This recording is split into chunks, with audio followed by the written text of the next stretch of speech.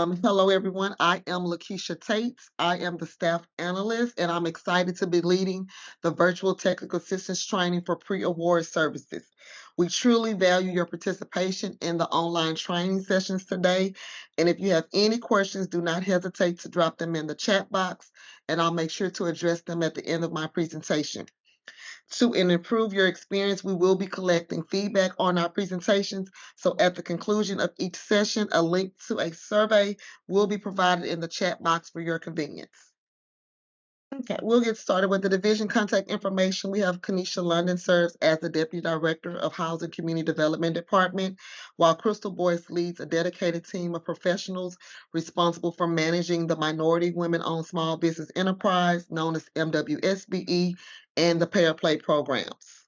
As the main contact for pre-award services, I am fully dedicated to ensuring that contract compliance and helping representatives gain a thorough understanding of the program rules and compliance expectations on housing community development projects. If you have any questions or concerns regarding the compliance requirements for pre-award services, do not hesitate to reach out to me via email. My email is lakeisha.tate@houstontx.gov, or you can contact me by phone at 832-394-6345, and you can find my contact information in the chat box. Some of you might be very familiar with pre-award services. We'll say, what is pre-award services? So pre-award services lays down the compliance foundation at the beginning of the project by carefully examining the solicitation language, making sure the contract documents meet compliance standards, and assessing and approving essential compliance documents like MWSB participation plans and pay or play documents. This will improve the performance and minimize risk on housing community development projects. So I will act as your point of contact for the developer, the prime contractor, and general contractor to guarantee that the compliance is not just met, but it's also proactive, progressive, and ongoing from the beginning phase until the project is underway. This process will ensure that everyone involved is informed about and capable of executing the program requirements before the work actually starts. What are some of the benefits of having pre-award services being involved on housing community development projects? Pre-award services provides valuable benefits by offering the contracting party thorough guidance on the pertinent program requirements, which will help reduce the likelihood of project delays and guarantee compliance. For example, once the awardee is notified and awarded the funding from Housing Community Development, an email is distributed to the contracting party detailing the guidance and compliance expectations concerning MWSBE and Pay or Play programs. The pre-award services also arranges informational meetings with the contract parties to discuss relevant program compliance requirements. We also ask for cost allocations. The cost allocations provides a detailed account of the use of funds, giving a clear breakdown to the contracting party to guarantee that your project activities will comply with MWSBE and pay or play requirements. Pre-award services, we also support contracting, employment, and training opportunities, which we require the developer, prime contractor, or general contractor to complete opportunity announcements. These announcements can be shared with local businesses to improve economic prospects for MWSBE firms on housing community development projects. In this part of the pre-award presentation, I will share the pre-award documents that need to be submitted by the developer and or general contractor before any project activities can be recommended to begin. So, in regards to the MWBE, a policy change was made with the City of Houston's MWBE program, which now the city allows MWBE primes to meet advertised goals by self-performing up to 50% of your total contract goal. This change is only applicable to the new solicitations that were approved or awarded on or after February the 3rd, 2023. So if you're currently working on a project that was previously awarded approved on a previously no for a solicitation, then that 50% to self-perform as an MWBE prime will not be allowed. Only on the new solicitations that were advertised after February the 3rd, 2023.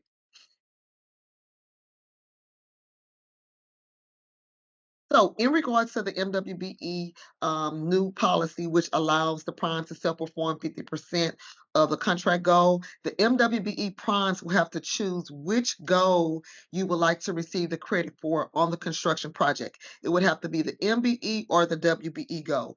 Once the MWBE prime selects a goal, then the participation credit will be capped at the proposed percentage or the approved goal, whichever one is lower. And we want to ensure that the MWBE policy serves to assist MWBE primes to build their capacity while not losing focus on ensuring that MWSBE subcontractor participations on City of Houston contracts.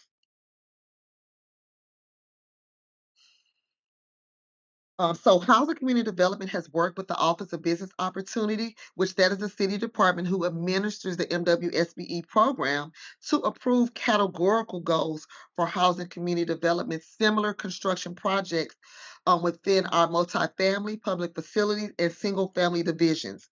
These categorical goals have been included in new NOFAs and solicitation advertised for multifamily, public facility, and single-family for construction-related activities only. So if you was awarded a new award through a no for solicitation and it's for a multifamily project, then your MWBE goal is 38%, with 30% for MBE and 8% will be utilized for women business enterprise. For our public facility projects, the goal is 35%, 26% MBE, and 9% WBE. On our single family project, we have a 29% MWBE goal, which 21% will be for MBEs and 8% will be utilized for our women business enterprises. And this is for construction related activities on multifamily, public facility, and single family initiatives. Oh, in regards to if you have a project that has an MWBE goal, during the pre-award phase, we will require that the developer, prime contractor, and or general contractor complete and submit a compliant MWSB participation plan along with MWSBE letters of intent and direct them to my attention for review and approval. You want to ensure that only firms certified through the City of Houston Office of Business Opportunity can be utilized to meet your MWBE goal. So we'll just discuss ways of achieving your MWBE goal. You want to make sure the MBE and the WBE goals are two separate goals that must be met individually. You want to make sure that any excess of an MBE or WBE goal cannot be used to meet a deficit MBE or WBE goal. For example, if your your MWBE goal is 34%, and you submit a participation plan, and under MBE you have 25%, but for WBE you have 9%. You can't use the 2% excess to meet to put toward the 9% to get 11. You have to meet each individual goal. So you want to be mindful when submitting your participation plan that you're meeting the individual goals. Of course, you are allowed to substitute 4% SBE to be used to either meet the MBE or the WBE goal, but both cannot get 4%. You want to make sure as an MBE or WBE certified prime that you're only self-performing up to 50% of that MBE or WBE goal. And then once you have a firm that you want to utilize, you want to ensure that that firm is certified as an MWSBE firm, because we're going to count the total dollar value of that subcontract amount, toward your approved contract goal.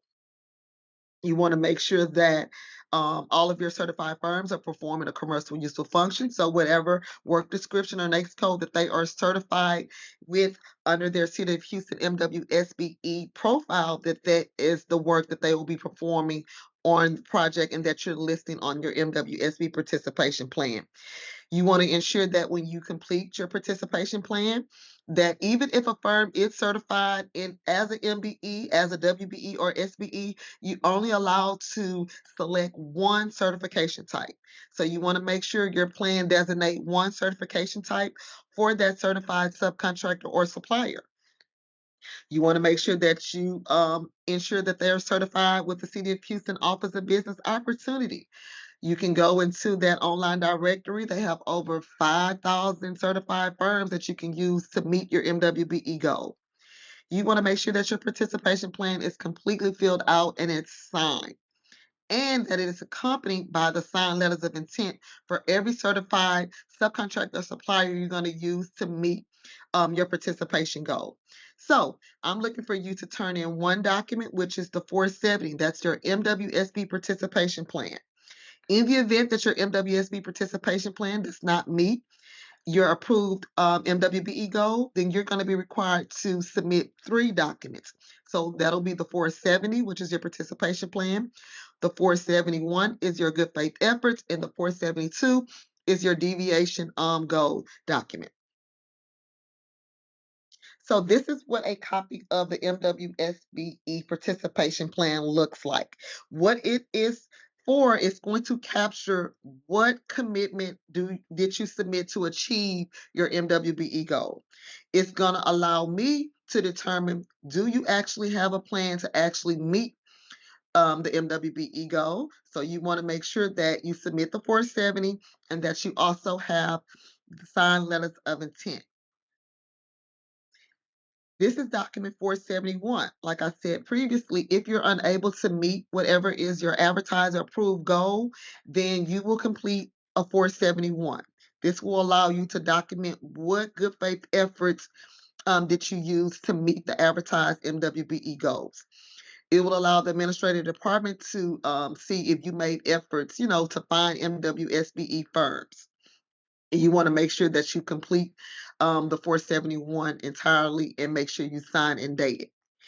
If you have a plan that does not meet the MWBE goal, the administrative department, which is the Office of Business Opportunity, will review any good faith efforts or any plans that fail to meet the MWBE goal. So that's why it's very important that you complete all 3 documents if you're unable to meet the MWBE goal. Now, this is the third document, 472, known as the contractor deviation goal request. It's going to allow the contractor to explain 2 things: why the contractor was unable to meet the advertised goal, and what good faith efforts the contractor made that were not captured on the document 471. It will allow you to attach additional justification so the administrative department can review and see if you had acceptable good faith efforts to deviate from that advertised or that approved MWBE goal. You want to make sure that this form is completed entirely and that you definitely provide additional justification as to your good faith efforts or reasons for deviating from that goal. Now, here's a copy of the MWSBE letter of intent. So with your participation plan that documents meeting your MWSBE goal, you want to make sure for every certified MWSBE firm you list on that plan that you have a letter of intent for them. So on the letter of intent, you want to make sure that it's completed entirely. You want to make sure that the bid amount will be the amount provided to you that typically comes from the direct construction amount from the City of Houston funding. So whatever funding was awarded to you, and you don't have any acquisition that was taken out of it, then that's what your MWBE goal should be based on. And that amount is provided to you once I receive a cost allocation to determine what was the city funding and was any acquisition fees or anything related to the funding that we awarded to the developer or the contractor. You want to make sure when you fill out the letter of intent that it includes the estimated amount or percentage. So if you put a percentage on your MWSBE plan that says 5, 10, or 8, I'm looking for that same percentage to be listed on the letter of intent for that certified subcontractor or supplier. You want to make sure that the letter of intent is signed by the general contractor, developer, or whoever, and that certified MWSBE subcontractor or supplier. If you submit a participation plan and you don't have the signed letters of intent, then I will not approve your MWSB participation plan. So this is just an example of what an MWSB participation plan should look like. At the top, you will have your MBE and your WBE goals. You want to list those at the top. In the middle part is where, if you was a certified prime, you, in the gray shaded area, you will put your information. You will put your NAICS code. You will put the work description, and you will put if you're going to serve as an MBE or a WBE to meet your goal. Under that is where you're going to list your certified subcontractors or suppliers. You want to make sure that you go in that online directory and you review the certified subcontractor or suppliers profile to obtain the NAICS code, the work description. And you want to make sure that you're listing the percentage that you're going to sub out to that certified subcontractor or supplier. And you want to make sure that you select a certification type, MBE, WBE, or SBE. You want to make sure at the bottom of it where it says bidder's participation total that you calculate who you're going to, what percentages add up for your MBE, what percentages add up for your WBE. And if you substituted SBE, then I should be seeing no more than 4% under the SBE. And you want to make sure that it's signed, dated with your information.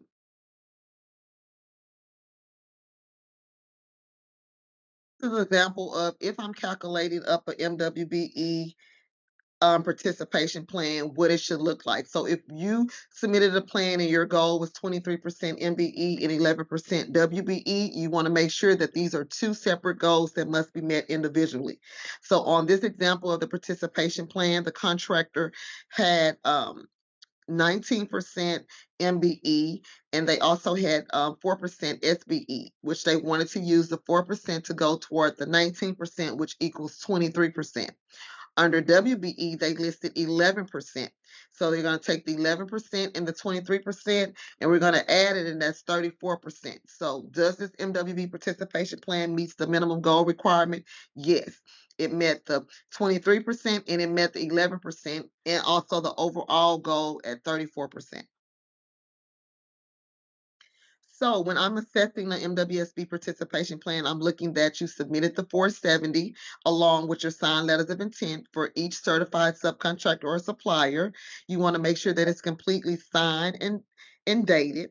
You want to make sure that the plan actually meets the minimum goal requirements. So I want to stress when I say minimum, if your goal is 34%, then we want to make sure that you meet the 34%. If you submit a participation plan that exceeds whatever your approved goal or advertised goal is, you will be required to adhere to whatever percentages that you listed on the participation plan. So if it exceeds the MBE, if it exceeds the WBE, or if it exceeds the overall, you will be required to adhere to those percentages you listed on your participation plan. So it's very important that when I say demonstrate meeting the minimum goal requirements, then you definitely should meet the minimum goal requirements. You will have throughout the duration of your project to, exceed the goal requirements, but on the participation plan, we like for it to meet the minimum goal requirements, or if not, you will adhere to whatever percentages is listed for MBE, WBE, or the overall. If you have a participation plan and letters of intent, and they come in and I review them and they're approved, you will receive an email. It will be sent to all parties involved recommending that we can proceed with the scheduling of a pre-construction meeting, kickoff meeting, or whatever. If you submit participation plan and it fails to meet the minimum goal requirements, or you have submitted a participation plan and it does not meet it, but you have good faith efforts, unfortunately, I will send you an email notifying you the reason why your plan did not meet the minimum goal requirements.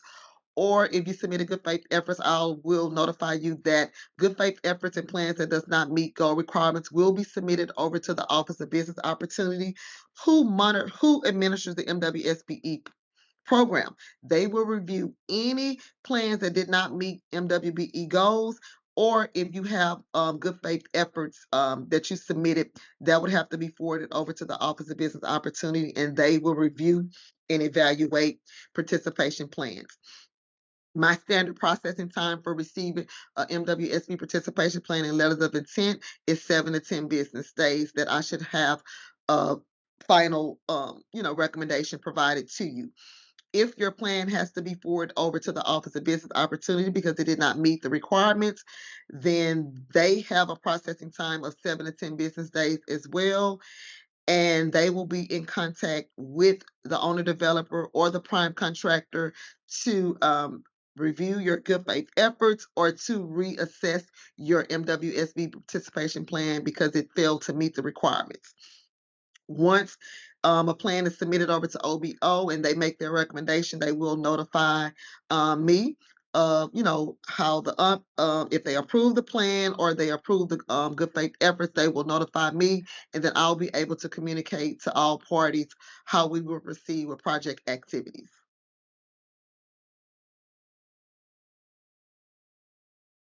Next, we have pay or play.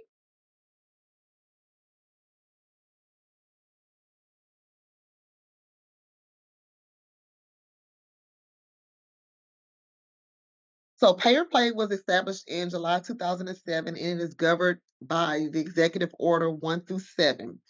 So the City of Houston requires prime contractors whose contract is valued over 100,000 and subcontractors whose contract is valued over 200,000 to adhere to pay or play program requirements. So in that instance, the prime contractor, general contractor, or owner developer will be required to submit pre-award documents for the pay or play program. What will be required will be the POP1, which is the pay or play acknowledgement form. So the owner developer general contractor will be required to complete the pay or play POP1 form to acknowledge that they understand that this project is subject to pay or play requirements. POP2 form will need to be completed, which is the pay or play certification of compliance with the pay or play program. This form will indicate how will the owner developer general contractor participate in the pay or play program. Will you pay by paying $1 per hour for each hour your covered employee work, or will you pay by providing healthcare benefits that meet the City of Houston requirements? You will also notate on the POP2 form how many employees that will be working on that particular project with housing community development. Do you have any exempt employees or anything like that? All of that information will have to be documented on the POP2 form. Our POP3 form is the pay or play program list of subcontractors. So this form you're going to complete and you're going to document everyone that will be participating on the project. So this is including your certified and non-certified. This is including suppliers, subcontractors, consultant, anyone that you know that will be working on your project. You are to list them on the POP3 form. If they are suppliers, then you will list them as NA because suppliers are not applicable to pay or play program requirements. If their contract is under 200,000, then on the POP3 form, you would identify that they are not applicable because their contract is under 200,000. But for the rest of your subcontractors, whoever else is over 200,000, we expect you to identify if they're going to pay, play, or both. So what I'm looking for definitely is when you submit your MWSB participation plan, all of those firms listed on your participation plan should be on the POP3 form. So you just want to make sure that you're capturing everyone that you intend on utilizing on the project, that you provide that information on the POP3 form. Now we have the B2G management access form. That form is going to identify who from your company will be designated to make sure that you adhere to pay or play program requirements in our B2G management system, which this is the system that we use to submit pay or play submissions.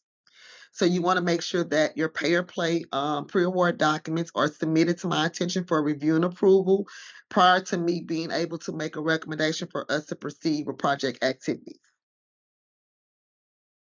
So this is just what a copy of the pay or play acknowledgement form looks like, and it's going to acknowledge the contractor agrees to comply if they are the successful contractor. And you want to make sure that you complete it entirely and provide it to my attention.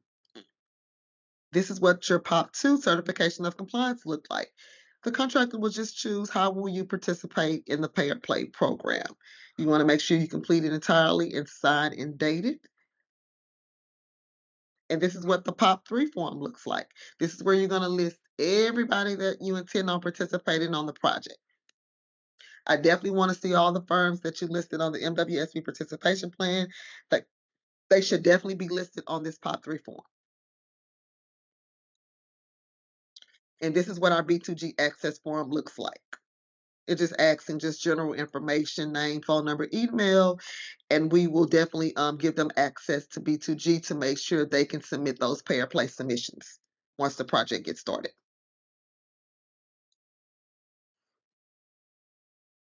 Okay, so our office has rolled out a contract compliance acknowledgement form that is required to be submitted together with the pre-award documents. So with your MWSB participation plan, your MWSBE signed letters of intent, and your pay or play documents, we have created a contract compliance acknowledgement form. This form is going to serve as a confirmation to the contracting party's commitment to comply with the relevant program requirements for your project. So before I can recommend us proceeding, you would need to make sure that this contract acknowledgement form is submitted with all of the pre-award documents for review and approval.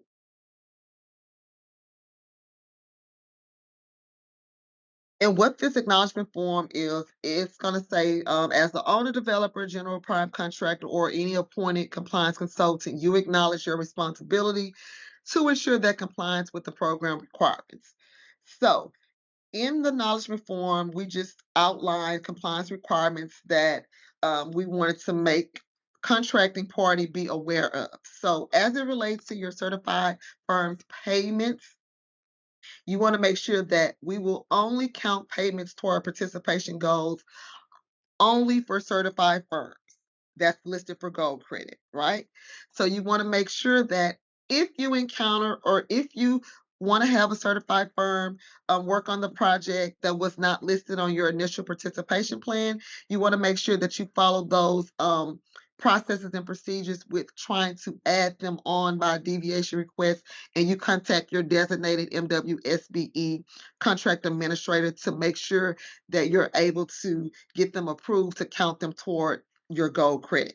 But we will only count certified firms listed on the initial participation plan for gold credit unless you have an approved deviation request. We also want to talk about consequences for being non-compliant. So if you're non-compliant, and this comes from the owner developer, general contractor, compliance consultant, subcontract suppliers, anybody working on the project that is non-compliant with MWSBE or pay or play, it will result in payment being withheld. It could possibly result in project termination if it's substantially non-compliant, or suspension from participating on housing community development projects. So it's very, very important that the owner developer, the general prime contractor, and the compliance consultant are definitely aware, definitely review compliance status reports, definitely review communication from your designated MWSBE and pay or play coordinators to make sure that the project stays in compliance so we don't have to withhold payments. We want to make sure that mandatory participation. So firms listed on your initial MWSB participation plan that will be performing work on the project, we are going to require that they at least attend one technical assistance training throughout the duration of your project.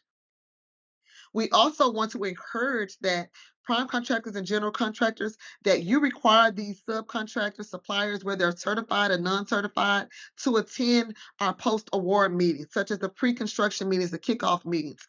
At the pre-construction meetings and the kickoff meetings, we are discussing pertinent compliance requirements and information that will help not only you, the prime contractor, general contractor, but your subcontractors and suppliers and consultants to stay in compliance, to be aware of what the expectations and the requirements are, so we don't have to worry about payment withholdings or referring a project to be terminated or anything like that. We want to make sure that everybody is provided all of the important information to make sure that your project stays in compliance. We have a closeout evaluation. So at the end of the project, your project will be rated for your MWBE goal, for your compliance documentation, for your payer play submissions in your payer play compliance documentation as well. So you want to make sure that for a successful project rating that all categories must be met and supporting documentation must be submitted to justify if you were unable to meet your MWSBE goal. Last, we have policy acknowledgement. So we want to make sure that the general contractor, owner, developer, or the compliance consultant acknowledge and understand the following policies. So you want to make sure you're very familiar with the City of Houston's Pay or Play Executive Order 1 through 7. You want to make sure that you have acknowledged and understand the City of Houston's MWSBE policy, as well as the City of Houston's Good Faith Efforts policy. So just make sure that you're documenting your efforts to meet or exceed your MWBE goal, and that you also are acknowledging that you understand the requirements as it relates to what will be required for you for the Pay or Play program. And then you'll just be required to definitely sign and date it. So we have a signature for the owner, developer, and whoever is the signed general or prime contractor. We have a signature for you to sign and date it. And as I say, this contract acknowledgement form will be required to be submitted with your MWSB participation plan, your MWSBE letters of intent, and your pay or play documents. So we'll talk about so if you're the developer and you're seeking a general contractor, prime contractor, then it is required language and documents that should be submitted to me for review and approval before you go to advertise anything. So before you advertise, I typically, when you get awarded, I send you information to include in the solicitation of your general contractor, prime contractor, and it just states standard language for MWSBE, which it tells you how the contractor shall comply with the City of Houston's MWSBE program. You will definitely include the goal that was approved or advertised for your project, and then it just states that if you are a certified prime, MBE or WBE, you can self-perform 50%, and that you are aware that you have reviewed the requirements for the good faith efforts on file, and you will comply with them. And the same thing for the pay or play. It just say that as contractor, you shall comply with the pay or play program set out in Executive Order 1 through 7, and it gives you the link for you to review Executive Order 1 through 7 and all of the pay or play forms that'll be required.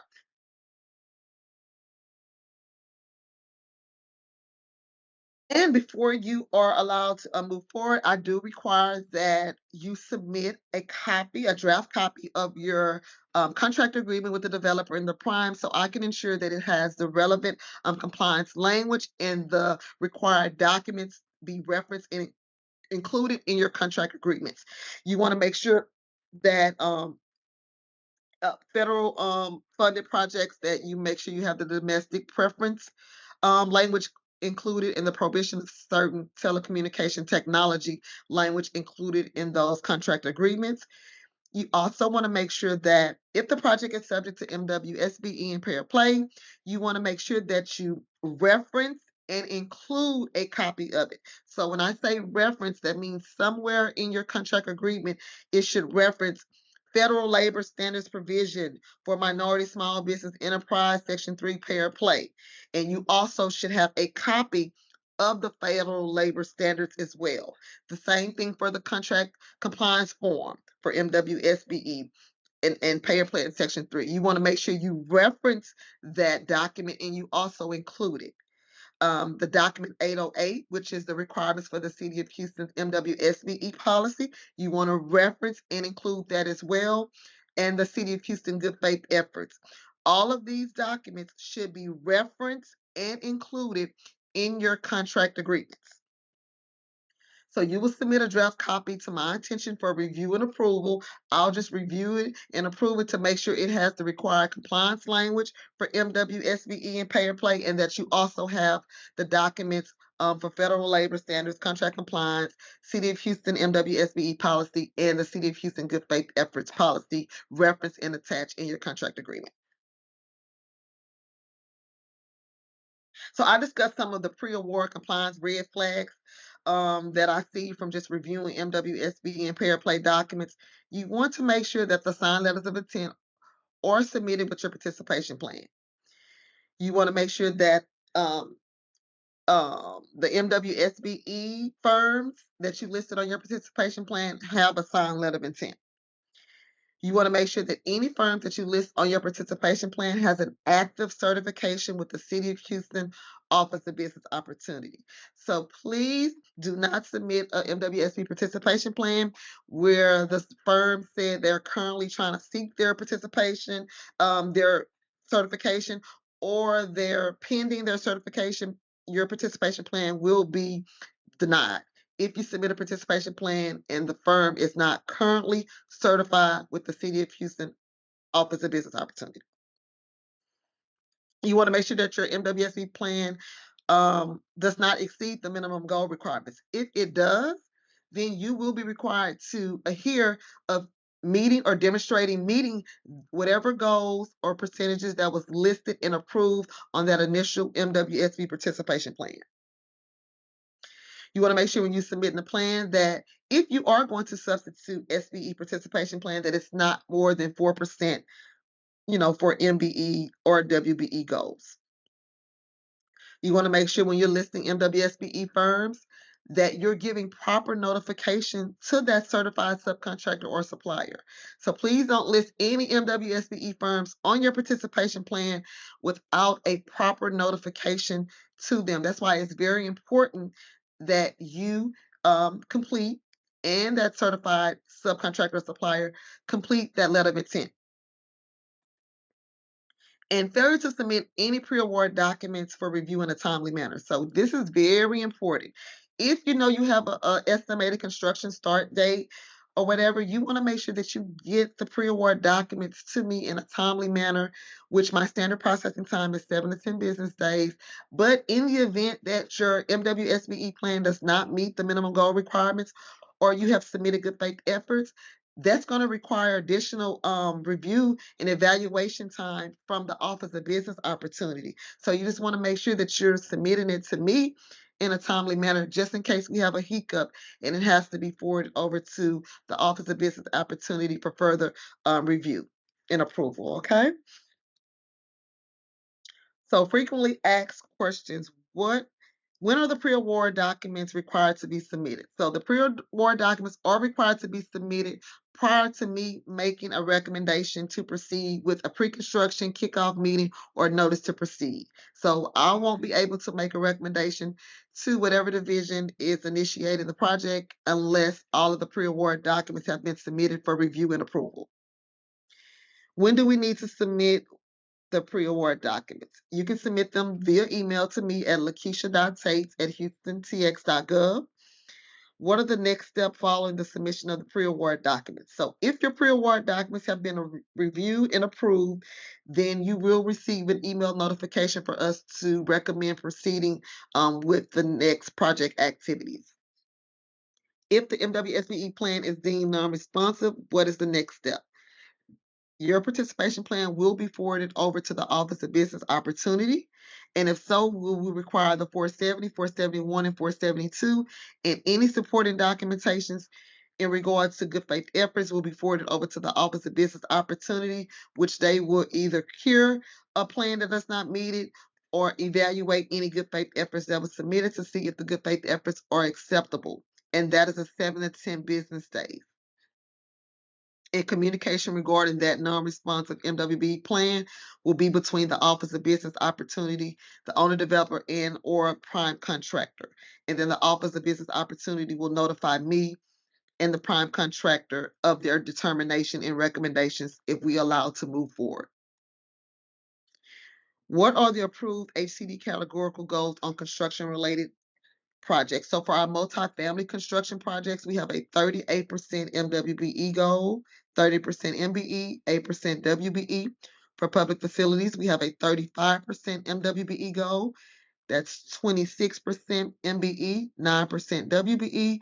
And on the single family construction related activities, we have a 29% MWBE goal, which is 21% MBE and 8% WBE. So how are good faith efforts evaluated? Like good faith efforts is evaluated based on a case-by-case to determine if the contractor complied with the City of Houston good faith efforts. So, as I stated before, it's very important for you to make sure you review the good faith efforts policy. That's why it's important and it's required that we reference and attach a copy of the good faith efforts to the contract agreements. Does anyone have any questions or comments in regards to the pre-award services presentation? There are not any comments in the chat box, Keisha. Okay, all right. So if there's not any comments or questions, this concludes the pre-award services presentation. We are grateful for your involvement in the pre-award services virtual technical assistance training this morning. And to improve your experience, we are collecting feedback on my presentation. You can find the survey link in the chat box. After this, Carolyn Seals will take over for our MWSBE virtual technical assistance training starting at 9:30. Thank you, and I hope you enjoy the next section. Good morning, everyone. My name is Carolyn Seals. I will be presenting this morning the technical assistance training for MWSBE. Again, it's the technical assistance training for contractors. I would like to take this opportunity to introduce to you our team. Our division deputy director, our deputy director is Kanisha Lungden, and our division manager is Crystal Boyce. All right. Again, my name is Carolyn Seals, and I will be presenting to you the MWSBE Technical Assistance Training for Contractors.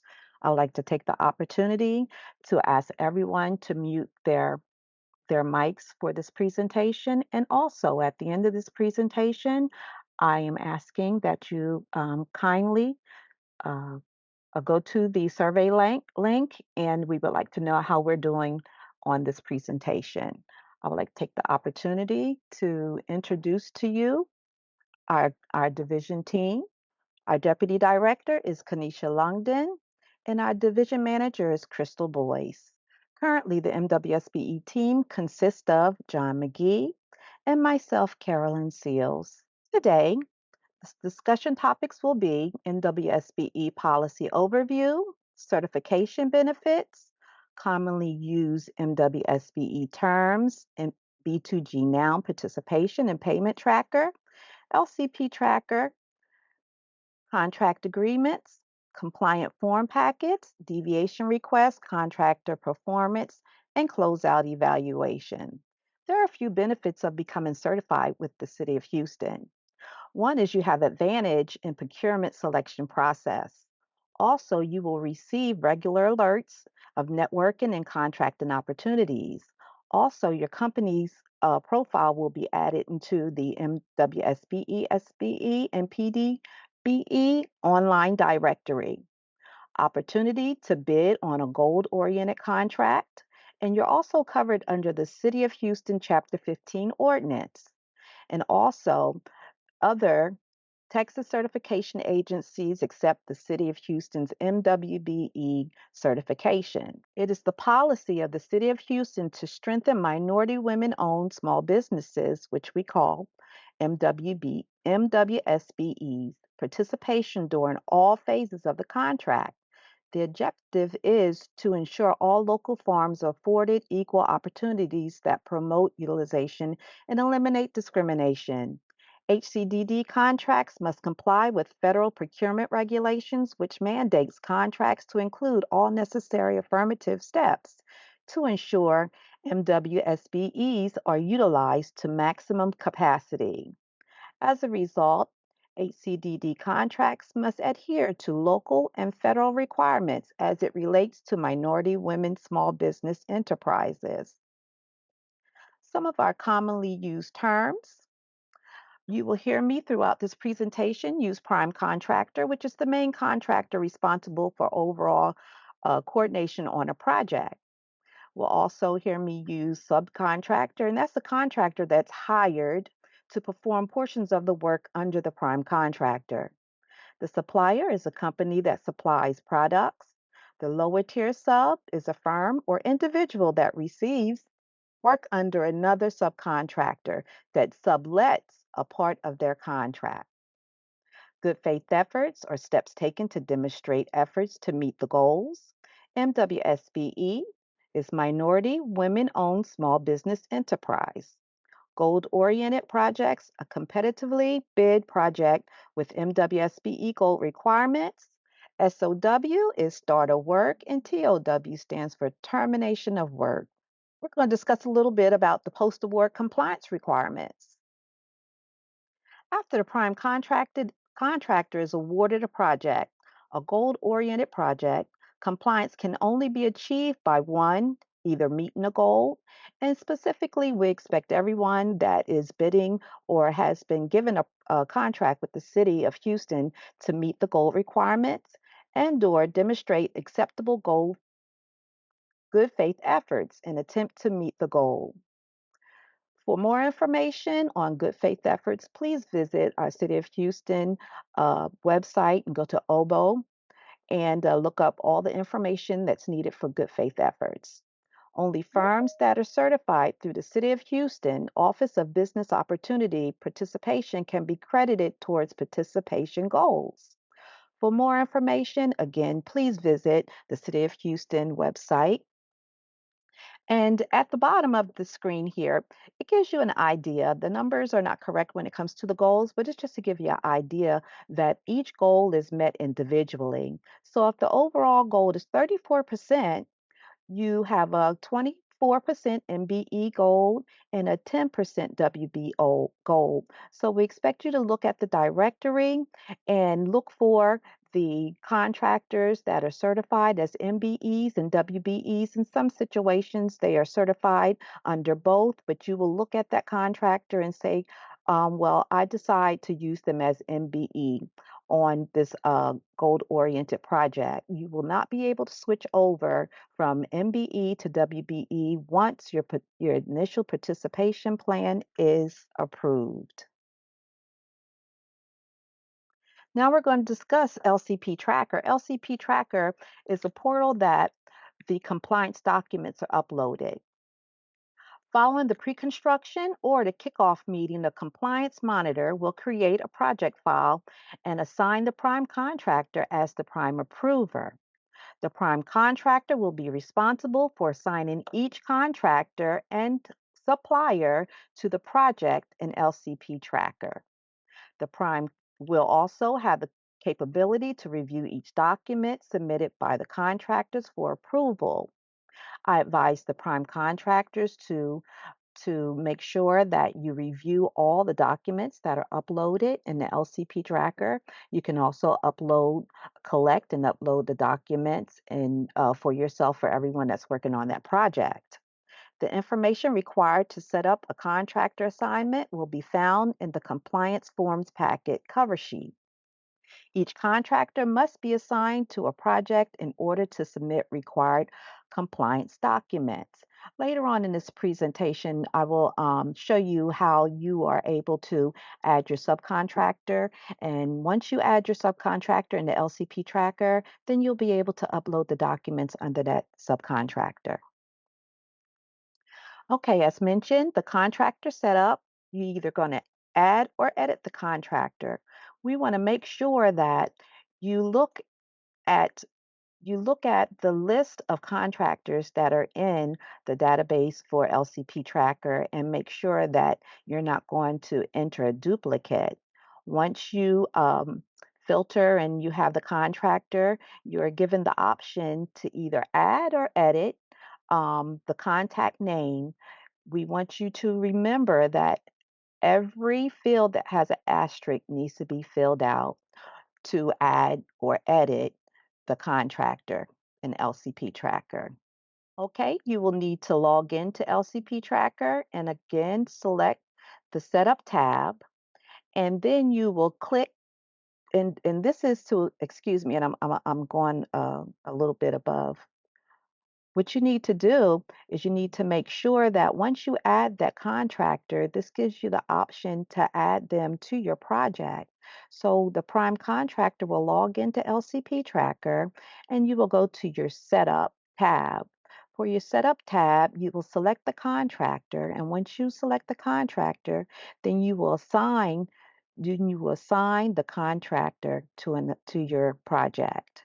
So you click on the Setup tab and you click Contractor Assignment, and then you will add a new assignment, select the project that you are currently working on, and once you select that project, then you will add that to the contractor and you will press Save.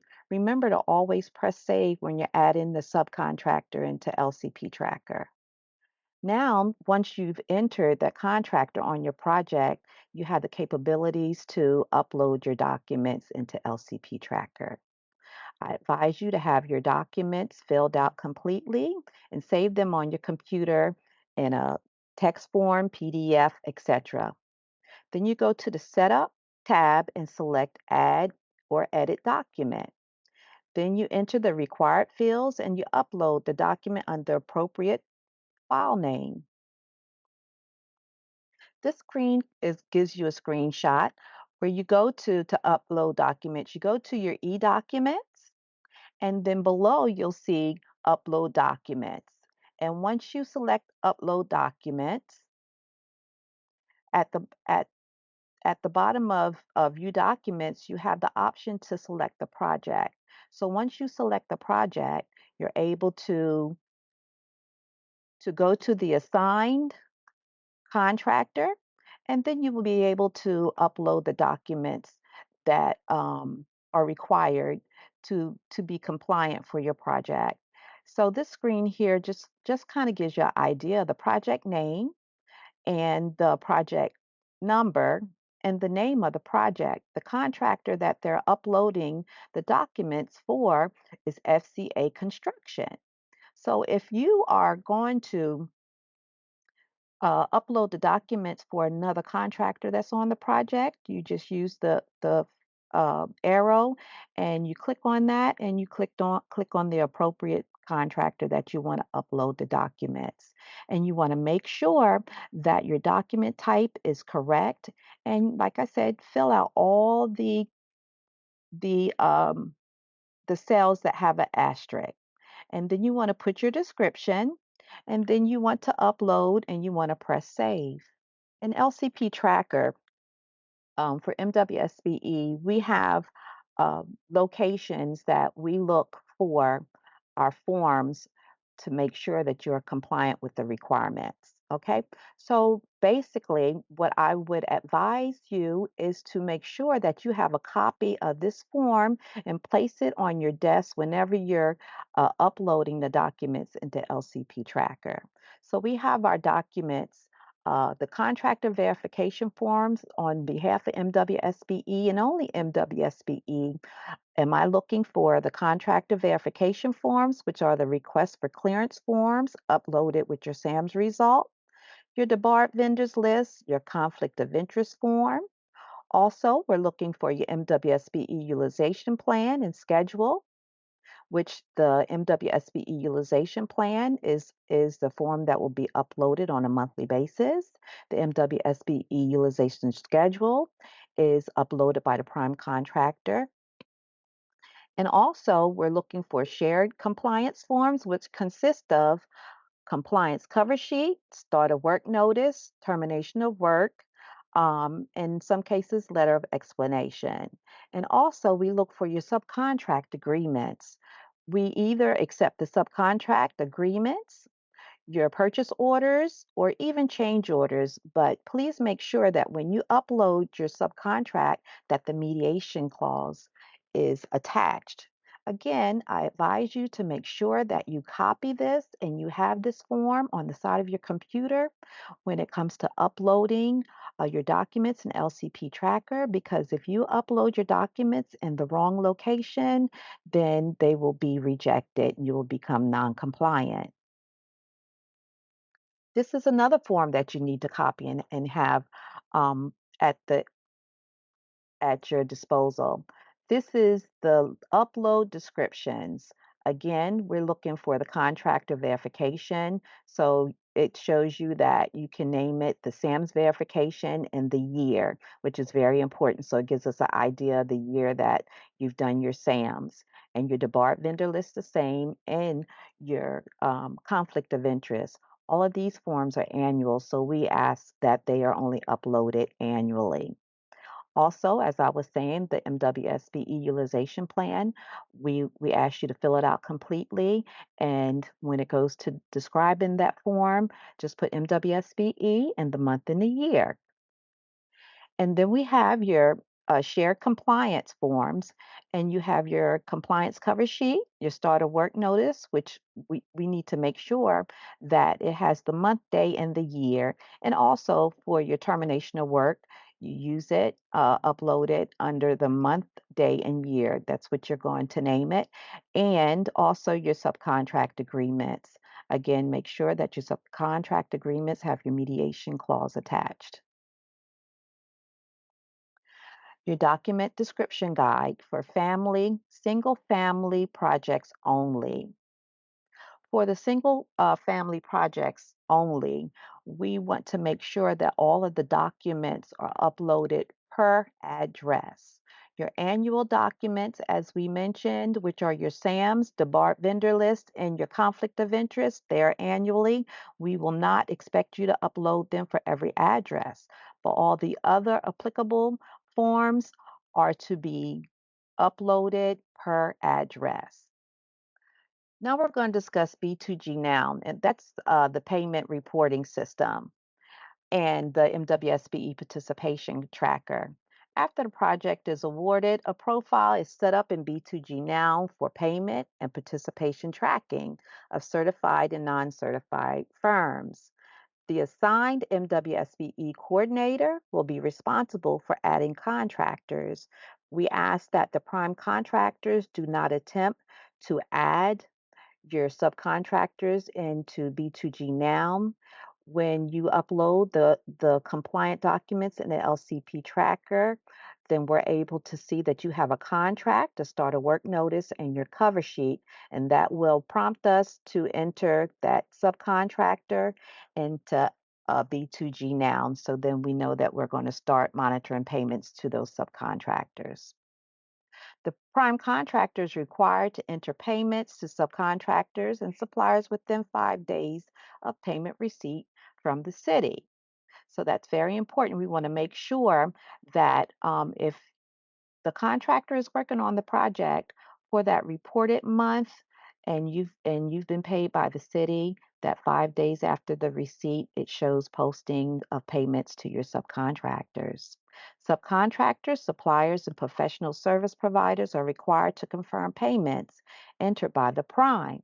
So in B2G Now, once the subcontractor is entered into B2G Now, they will be prompted. They will receive an email from B2G Now that will give them the credentials to go into B2G Now and to confirm payments that the prime has entered into the system. Either they can confirm or they can press no and that there's a discrepancy and it gives them a chance to let us know and the prime contractor know what the discrepancy is. So the automated compliance audit process is payments are made to the prime contractor. The prime contractor is notified of payment via email. The prime contractor enters data for the subs. The subcontractor is notified via email. The subcontractor confirms or rejects payment. Compliance audit is complete if the subcontractor rejects a payment, the subcontractor and the prime are notified via email. We ask that all prime contractors try to resolve the payment issues with their subcontractors before we are notified. To access to contacts in B2G Now, you must log into B2G Now with your credentials. As stated, once you are added into B2G Now, you will receive an email giving you the credentials to log into B2G Now. Then you go to your dashboard and you go to your contract. And a list of all active projects will appear to access a project. Click View. So it will show your project number. So you will just go view and you'll be able to pull up all the information that is privy to you to review. The prime contractor can report individual payments or subcontractor payments all at once. What this means is that the prime contractor can go into the system and just select one subcontractor and enter the information in regards to that subcontractor, especially if there's only one payment that's been made or just a very few payments that's been made. They can go ahead and enter that information into B2G Now. We want you to be aware that there is a a cell where you can upload the information in regards to your payment. Maybe it's a copy of a check, maybe it's information that they were paid via credit card. So it gives you the opportunity to show that the payment has been made. And also, you can go into B2G and you can just enter all the payments for all the subs at one time. So on your right hand side of the screen, you can see that there are several contractors that they have pulled up. So they just simply enter the payment amount and the date the payment was made, and also the check number and the amount again of the check number.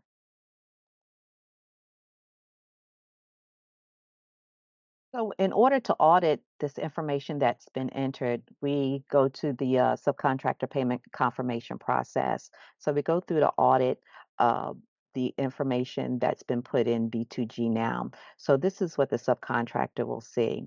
So, the subcontractor sees that, okay, the prime contractor says that they have paid us $5,000.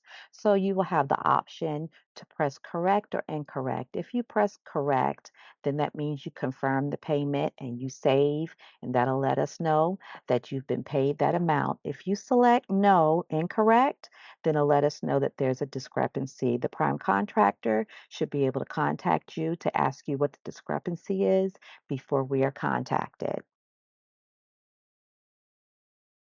Now we're going to go over some compliance forms.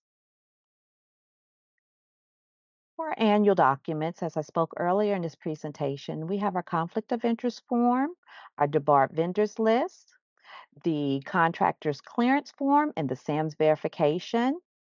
For your recurring documents, you have your MWSBE utilization plan for your certified and non-certified firms. This form will be uploaded for both non-certified and certified firms in LCP tra- an LCP tracker.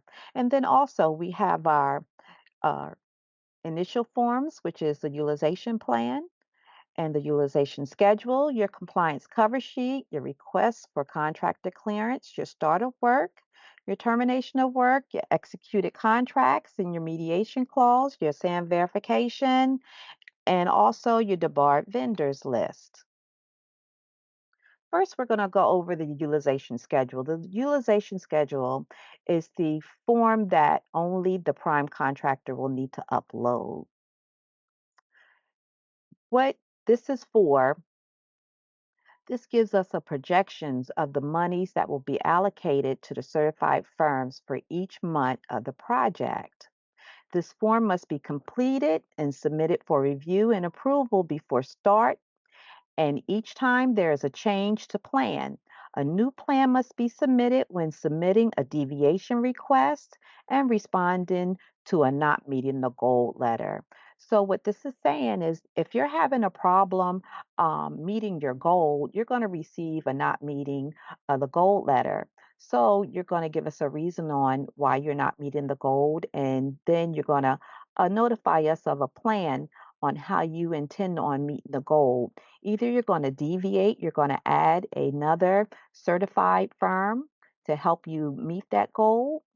And then on the utilization schedule just shows us the contractor that you're going to deviate to add and when you plan on giving us a forecast on the payments to help you meet that goal. Next, we're going to discuss the compliance cover sheet. The compliance cover sheet is a very important form that gives us all the information needed to enter information into B2G Now for your contractor. This form needs to be filled out completely. We need to make sure that the NAICS code is correct, and also you need to Please make sure that you put the project name and the project number. As I said, this form is very important because it gives us all the information needed to enter the contract, the subcontractor's information into LCP Tracker. This is an example of um, a form that is filled out correctly and also an unacceptable form. We want to make sure again that every entry is correct and all your fields are filled out.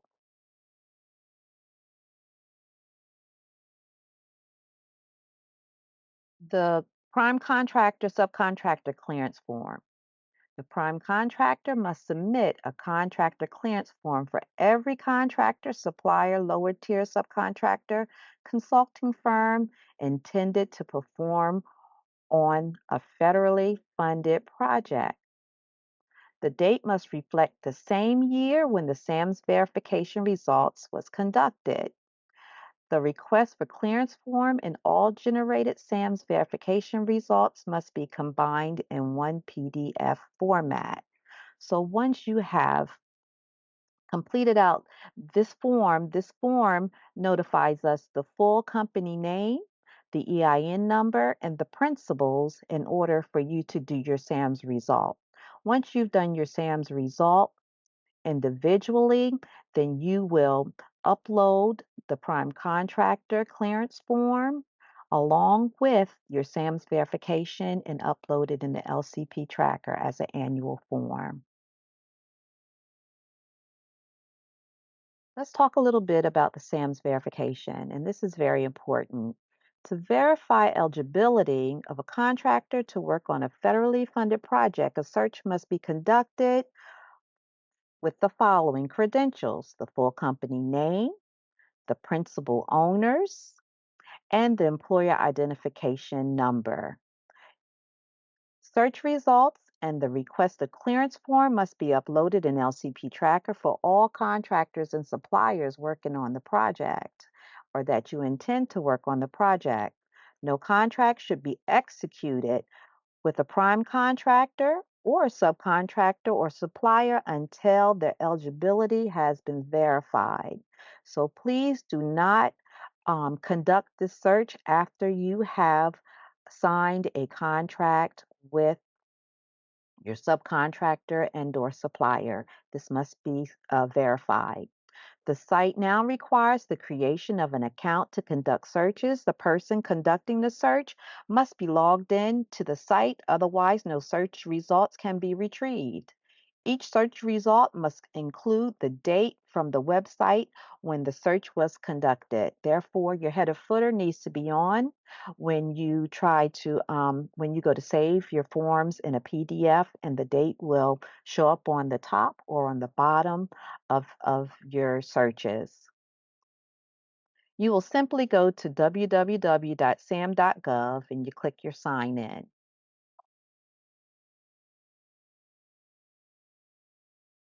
Once you sign in, you create your account, and then you navigate to the header menu of any page and select your search.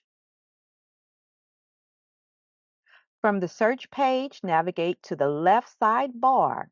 Select the plus icon to the right of the select domain. Select entity information and click all entity information. Under filter, by check the any words box. Please make sure that you check the any words box. Enter the applicable information, and as I said, it will be done individually. Do not enter the company name, the EIN number, and the principal's name all at one time. You will do the company name and you will do your search. You will save your results. You will do the EIN number. You will do your search. And also you'll do the same for the principal or principal's names. You will print the first 3 to 4 pages of the search, exclusion matches, and ensure that the contractor is not an exact match. How to retrieve SAMS verification? Upload all the results generated by, again, the full company name, the EIN, and the principal or principal's name, along with the request for the contractor clearance form into one document, and you must upload it into LCP Tracker. If any exact match is identified, the contractor, subcontractor, or lower tier subcontractor will not be eligible to conduct any business on a federally funded project. Any partial matches will need to be verified by HCDD, and additional information may be requested. Now we're going to go to your debarred vendors list. This is proof of non-debarment from the state comptroller's office. Must be provided by the prime contractors, subcontractors, anyone that's working on the project. The debarred uh, form needs to be done. The document must include the date from the website as the same as we did for the same SAM's result when the search is conducted.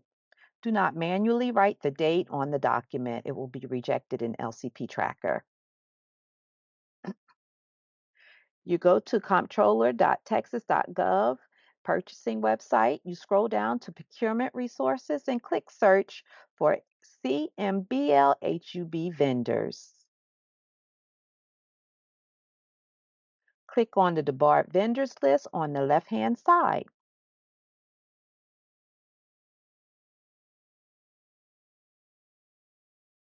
The debarred vendors list will appear on the screen. You press Control P to print or save as a PDF to ensure that the dates are on the list. The date does not appear on the download form, so therefore do not use the download link for the debarred vendors list. Upload a copy of the debarred vendors list into LCP Tracker under Annual Contractor Verification. This is just a screenshot of what is accepted and not accepted as a debarred vendor list. As you can see, the form on your right-hand side, it shows the date at the top, and also the website is the debarred vendor list. So this is what we're looking for. You can use the same form for every subcontractor that you are adding into LCP Tracker around the same time within that month. You can use that same form.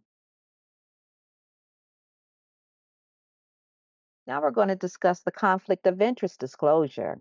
This form will help ensure all full disclosure and no personal interests that violate program rules. This document must include either a wet or electronic cursive signature. This document must include a date. We ask you please do not write below the blue line. This document here um, gets rejected the most. It's very simple, but we're finding that the signatures are not there. And also, we're requesting that you have a wet signature or an electronic signature. So the signature cannot be typed in. And also, we need to make sure that all the fields are filled out. And it's very important that you do not write up under the blue line, because if you do, then this form would be rejected. This form is an annual form. We will only request this form once a year throughout the duration of the project. Okay, this is just an idea of what's accepted for the conflict of interest form. As you can see on your left-hand side, all the information is filled out. It's saying that this company doesn't have a conflict. If they do have a conflict, they'll press yes, and then they'll put the information at the bottom, and then we will review the conflict of interest thoroughly. And then also you have at the bottom the project name, the project contractor, and the signature. This is a wet signature, and also the date. On this side, a lot of information isn't excluded, the address and also the signature. Now we're going to discuss the start of work notice. This form is very important. This form lets us know that the subcontractor is going to start on the project. So therefore, we need to start monitoring that subcontractor on the project. This form must be completed by the prime contractor, the subcontractor, supplier, anyone that's going to be working on the project to let us know that they're going to start working on this project. The document must include both the prime contractor and the subcontractor name. This document must include the month, day, and year when the contractor starts their scope of work on the project. And the starter work notices submitted with the following language will be rejected in LCP Tracker. We will not accept a to be determined date on that form, an estimated date, or just the month and the year. You must give us the full date. The utilization plan. The utilization plan is a form that will be uploaded for everyone that is working on the project. The utilization plan is the only form, again, it's the only form that will be uploaded on a monthly basis. So once you've taken care of all your annual documents and you've uploaded them for the year, you won't have to worry about those. But your utilization plan is the only form, again, that is required for MWSBE to be uploaded on a monthly basis. This form here shows that it has the month and the year and the project name, and you fill everything out completely. If you're self-performing, only the top will be filled out. The subcontractors will be added under the blue portion if they are working on the reported for that reported month. This is an example of a prime contractor that's not self-performing. So the prime contractor has its information at the top, and then it has the subcontractor that's going to be working under them and their description of services and all the information, the contract amount, and the percentage of the contract amount per the 3 million up at the top is 8% of that contract amount. And if the contractor is self-performing, as I said earlier, you only need to fill out the top of this form with your information.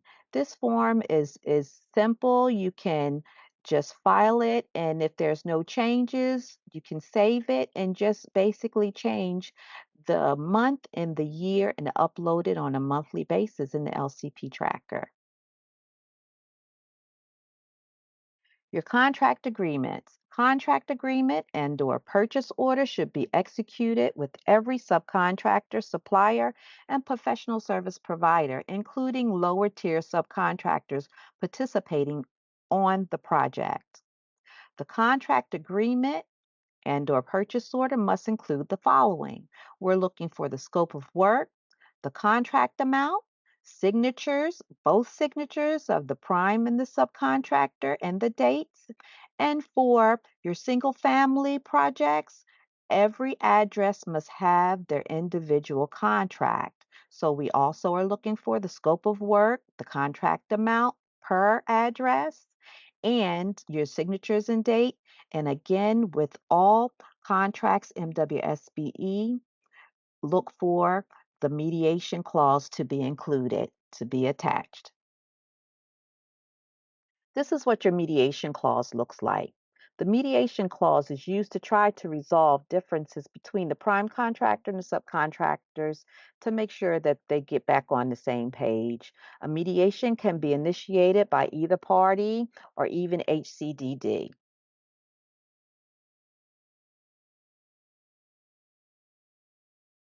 This form must be completed by the prime contractor, the subcontractor, suppliers, professional services as a notice that the work has been completed.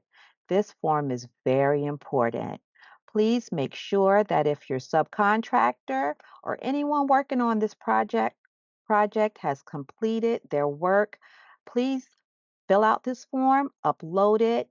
Therefore, we'll know that they are no longer to submit any compliance documents. And also, we're not expecting any payments to be made to the subcontractor in B2G now. Please make sure that your termination of work notices are completely filled out, and make sure that that the date is correct so we can go in, make the changes into B2G now so they will not receive notices to confirm payments in B2G now or to upload any compliance documents for those contractors that have stopped working on the project. The work on hold notice does not apply to MWSBE. You will still be expected to upload the MWSBE utilization plan on a monthly basis. If there are no subs working for that month, then you will not put any subs on that form, but we expect to receive the MWSBE utilization plan on a monthly basis, even if your work is on hold. For single family prime contractor requirements, you must submit an executed contract agreement, a contract cover sheet, a utilization plan, a start of work notice, and a termination of work notice for every address for your project. All contractors, including lower tier subcontractors, suppliers, consulting firms, etc., are required to submit a monthly UP on every address. So for every address, you are also required to upload the MWSBE utilization plan. A request for contractor clearance and your SAMS verification, your debarred vendor list, your conflict of interest is required annually. So just once throughout the duration of this project, annually, we expect those forms to be uploaded. If the contractor has not previously worked under this program and/or has not been verified through sam.gov verification records, will be required to ensure the contractor is eligible to perform on a federally funded project. This just gives you an example for the addresses. For 1112 Lane Road, you have your compliance cover sheet, your start of work notice, your utilization plan, your contract, and your termination of work. That will be for each address. And the same for the for the address on Lane Road. We expect the same forms and make sure that you have the correct address on those forms. And also, as we spoke earlier, these documents are annually. And that's your request for clearance form, your SAMS verification results, your debarred vendor list, and your conflict of interest form. Again, once you have uploaded that document, you won't have to upload it again until the next year. Now we're going to discuss deviation requests. Work designated on your approval initial participation plan cannot be completed by other subcontractors unless you receive permission from Housing and Community Development Department. To deviate from the approved MWBE participation plan, the request must be submitted in writing to the assigned MWSBE compliance monitor, stating your proposed change, the specific reason for removal, and how you plan on meeting your MWSBE goal. A deviation request is required only to add and or remove a certified MWSBE firm on the project. The request should include these reasons: who, what, when, and why. You must make sure that you fill it out completely, send on letterhead who you are going to remove or add, what, what scope of work, when, it gives us an idea of when you plan on utilizing them, and why. The reason why is very important because in some cases, the subcontractors that you are replacing may not know that you're replacing them. So we want to know why you're replacing them, and we'll contact them and make sure that they are aware that they're being removed or added onto your project. The deviation request does not reduce or increase the contract goal. That's very important.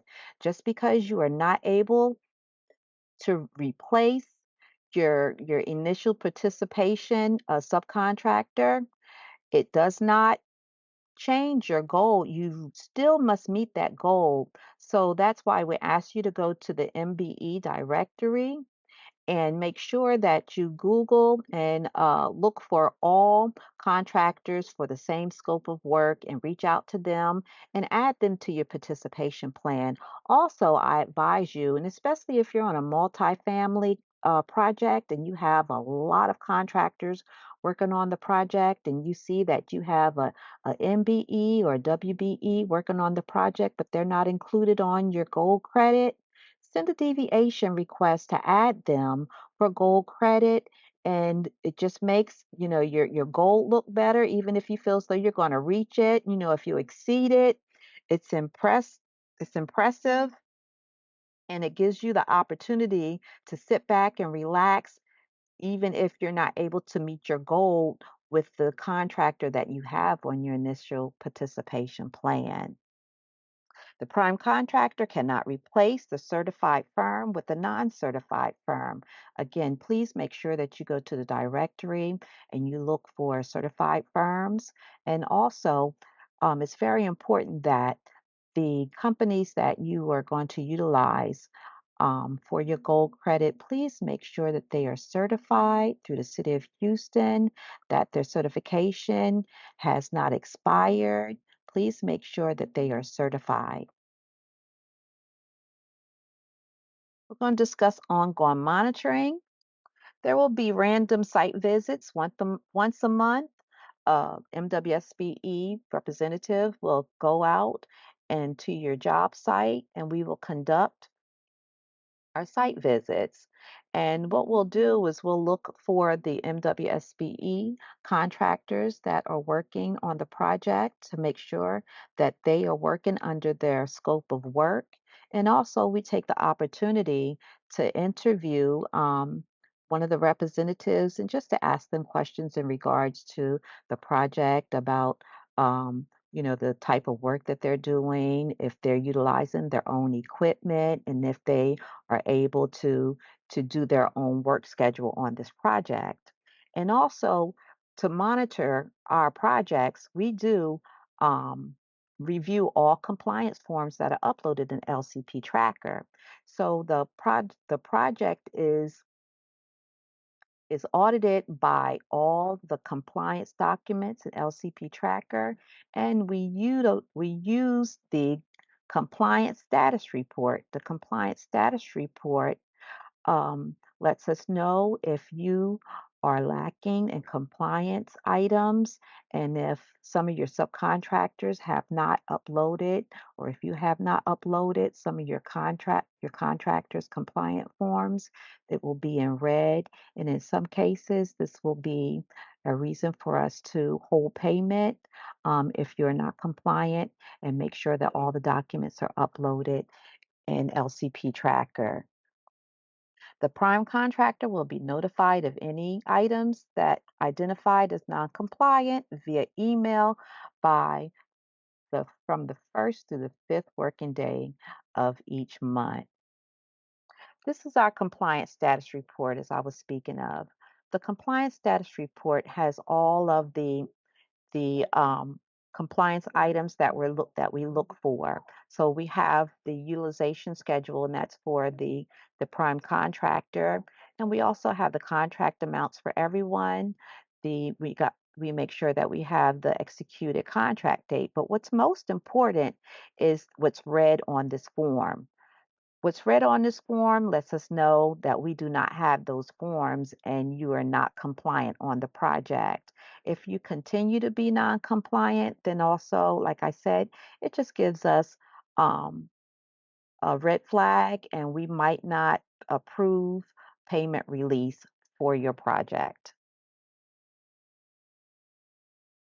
A commercially useful function audit will be conducted on site.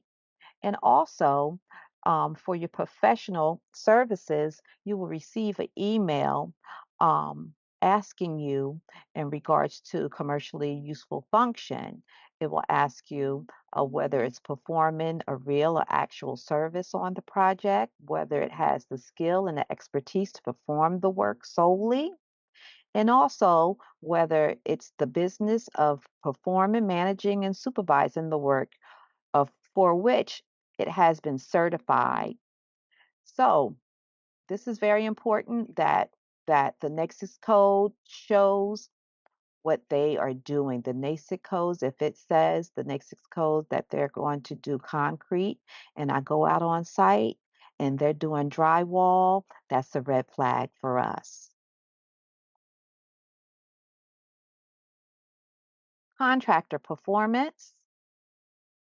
As we were speaking about your red flags, we have the prime contractor fails to meet the MWBE goal requirements and does not demonstrate acceptable and good faith efforts. The prime contractor fails to submit required compliance documents. The prime contractor fails to review and/or submit accurate compliant documents for subcontractors and suppliers. The prime contractor fails to complete monthly payments in B2G Now. The prime contractor fails to submit a deviation request to remove gold credit firms. And also, the prime contractor fails to comply with program requirements. We're going to go over this just a little bit more when it comes to submitting the documents into LCP Tracker. You want to make sure that you're compliant by putting the documents in the correct document type. If you continuously put the forms in the incorrect document type, then it will be rejected and it will kind of like delay you of becoming compliant in order for you to be released for payment. And also in B2G Now, it's very important that the subcontractors go into B2G Now. And if they have any problems accessing B2G Now, please contact your MWSBE um, administrator so they can walk them through on how they need to go into the system and confirm payments. If there are a lot of non-confirmed payments, also that's another reason for us to hold payment. Your deviation request, again, we advise you to make sure that you add all, and when I say all MWSBEs for gold credit, even if they are not on your initial participation plan. It can only help you. Substantial non-compliance. As I was speaking about, we can withhold payment. We can pursue termination of your contract. If you fail to comply within the terms of contract documents, we may temporarily suspend, terminate the contract at any time. Upon termination, HCDD may also include contractors on nationwide debarred vendors list and also suspend the list of contractors. Pending closeout project activities.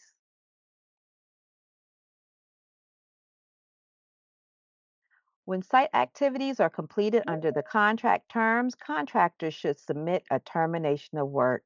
Please, again, it's very important that you submit the termination of work because it lets us know that that contractor is no longer working on the project. So your final payments will be posted into B2G Now.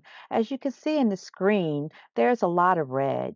And on this red, it shows that there are a lot of payments that are not confirmed. So either the prime contractor will have to reach out to the subcontractor and have them confirm the payments, or your last result can be the prime contractor sends the contract administrator documentation that the check has been cleared or the payments have been received, and then we will go into the system and we will confirm the payments on our end.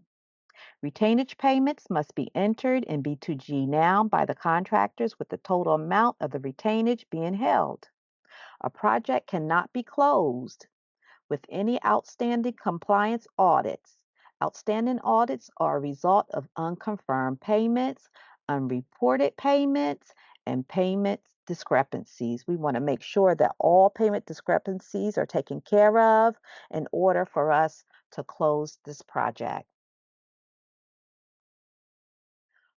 Project closure, closeout, and evaluation. A closeout evaluation consists of evaluating the prime contractor, MWBE goal, and compliance with program requirements. Subcontractors' performance may impact evaluation ratings of the prime contractor. So let's talk a little bit about the closeout evaluation. As it was mentioned earlier in this project, if you have an MBE goal and a WBE goal, they will be evaluated separately. If you do not meet the MBE goal, but you have met the WBE goal, then you will need to put forth good faith effort showing us why you were not able to meet that goal, and then it will go to Office of Business Opportunity for them to review. But we will most likely give you an unsatisfactory on this project if you do not meet one or the other goal. We expect the prime contractors that are awarded these projects to meet and exceed all goals. It is our responsibility as the compliance administrator to make sure that you are aware that you're falling short. You will receive a not meeting a goal letter throughout the project if you're not meeting your goal and if you're not on track. So it gives you the opportunity to get on track and to meet and exceed the goal requirements. These are a few resource links. We have it for the federal procurement. Also, we want you to read up a little bit for your Chapter 15, Article 5 of the City of Houston Code of Ordinances. And also, it's very important that you become aware of what we consider good faith effort policy. Good faith effort policy, we ask that if you reach out to anybody in the MWBE community, that you take note. You make sure that if you reached out via telephone, that you note that you reached out to them, and also write in comments the results of your conversation. If you have posted an ad in the paper, and also if you send emails, because at the end for your evaluation, you'll be able to attach all of those efforts that you have made that you needed to help you reach the goal, and it will be considered when it comes to rating your project. Does anyone have any questions?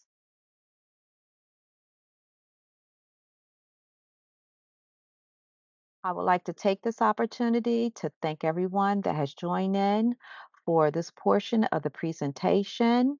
Please make sure that you join us to listen to LaQuinta Jones for our pay or play uh, presentation. And again, have a great morning and thank you for joining us.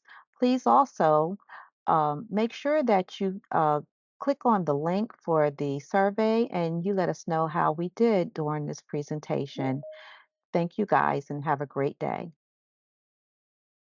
Hello and good morning. My name is LaQuinta Jones. I am one of the Pair Play Administrative Coordinators for the City of Houston Housing Community Development Department.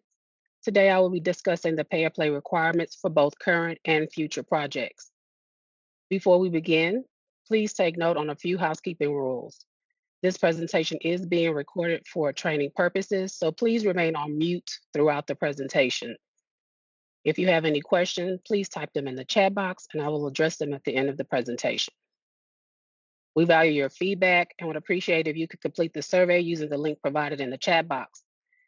Your input helps us improve our presentation and provide a better experience for you. If you did not register for this training, please enter your contact information in the chat box so that we can send you a copy of the presentation at a later time upon your request. This presentation will also be available on our Housing Community Development website in a few weeks.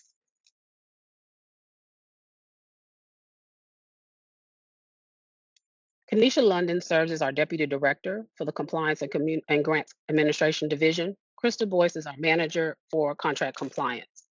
Krista oversees pre-award services and leads a team of professionals responsible for administering affordable rental housing compliance for the minority-owned women business, which is also known as MWSBE, and the Pay or Play program.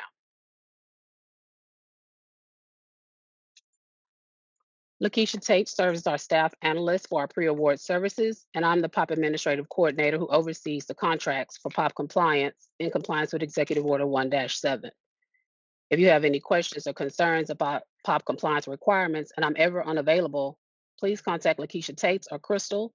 Our contact information will be available in the chat box.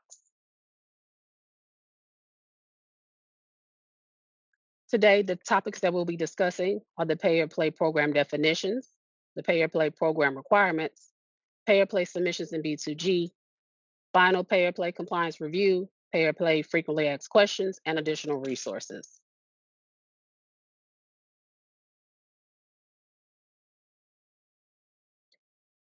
The Office of Business Opportunity, also known as OBO, has citywide administrative oversight of the Pay or Play program. However, the Housing Community Development Department directly manages contracts in compliance with the POP requirements with Executive Order 1-7. The City of Houston Pay or Play program was established in 2007 with Executive Order 2007-534, and again is governed by Executive Order 1-7. And this was in order to level the playing field during the bid process for vendors, as the cost for providing insurance or failure to provide insurance to employees may influence vendors' bids for city work. Furthermore, the Pay or Play program aims to offset the cost of caring for Houston and Harris County uninsured workers. The Pay or Play program requires city contractors to either contribute a predetermined amount to the Contract Responsibilities Fund for uninsured employees or provide a minimum level of health care coverage to their employees. For more information regarding this, please see Executive Order 1-7. At this time, we'll now be reviewing the definitions for the Pay or Play program. The Pay or Play program is applicable to contracts that are valued at $100,000 or more for prime contractors and $200,000 or more for subcontractors. This includes professional service, construction, and service type contracts, along with on-call, work order, and job order solicitations. Please be advised if your subcontractor was originally, if your subcontract contract was originally below 200,000, but they later meet or exceed this amount, whether their contract was adjusted due to a amendment or an additional funding to their contract or payment was received that meets or exceeds the $200,000 threshold, at that time, they will be then subject to the Pay or Play requirements.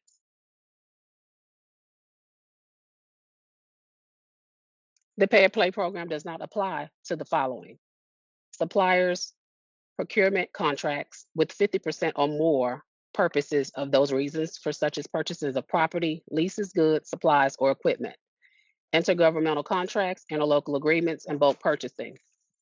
Contracts for which the City of Houston has not expended funds regardless of the funding source.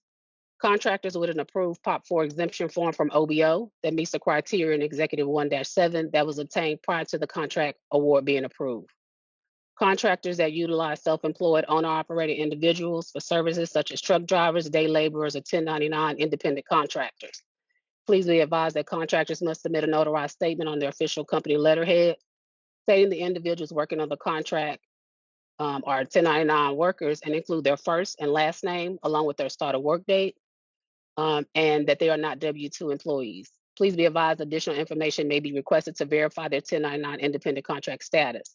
This letter must be emailed into the POP coordinator for review and approval by OBO. Once OBO has approved the notarized letter, only the employees that are listed on the letter will be exempt from the POP program. The letter will remain valid for the entire duration of the contract with no resubmission required. Pay or Play covered employees include all covered and active employees of subcontractors and contractors working on the project, whether they work on site or in the office. Again, this does include the contract labor, which are 1099 workers that are over the age of 18, and if the employee works at least 30 hours per week with any amount of time spent on the City of Houston covered contract or subcontract. Before the pre-construction meeting, all completed POP required documents are to be submitted by the prime contractor. Additionally, all POP applicable contracts for subcontractors who meet the POP requirements are required to be provided as part of their compliance documents as well. Those documents include the B2G Now Access form. This form is used to determine who will be responsible for the submission of your pay or play compliance workforce audits required in B2G and your point of contact. The B2G Now Access form should be emailed in to your administrator in order for that person to gain access to the B2G Now database if they do not have access. Both the prime and POP applicable subcontractor must submit a completed POP 1 form, which is the acknowledgement form where both the sub and the prime and the subcontractor acknowledges that they are aware of the POP program and they agree to comply with the requirements. The POP 2 certification of compliance form is the form that contractors and subcontractors will utilize to choose how they will participate in the POP program. The POP 3 form lists the subcontractors that will be performing work on the project. This is required from the prime contractor and any POP applicable subcontractors with lower tier subcontractors working under them. Please be advised, contractors will be required to submit a new POP 3 form anytime you have a new subcontractor added onto the project that meets or exceeds the $200,000 threshold. That will be required from the subcontractors as well. Please be advised, contractors are required to begin complying with the POP program within 30 days of your start of work date. Here's an example of the POP 2 form, which must be submitted by both the prime and the POP applicable subcontractors.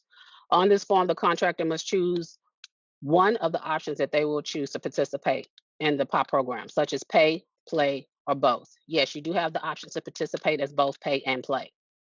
At the bottom of the page, you are required to enter the number of employees you estimate or expect to be working on the project. Now we'll be discussing the POP program requirements.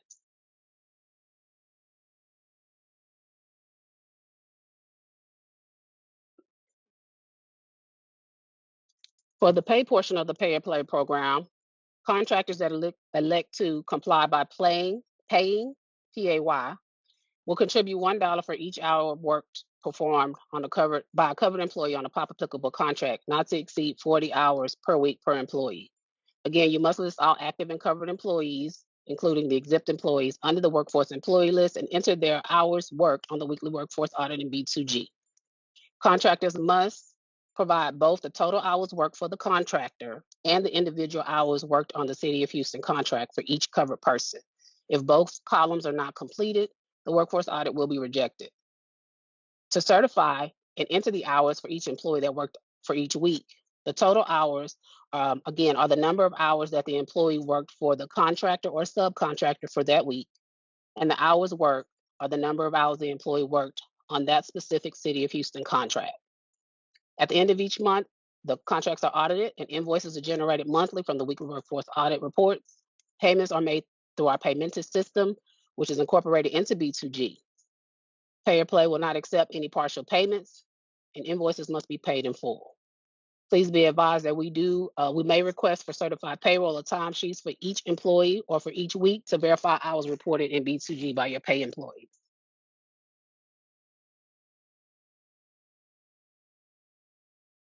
So here is an explanation of the pay requirements, and here are a few examples. So John is a covered employee who is not offered POP benefits or healthcare insurance.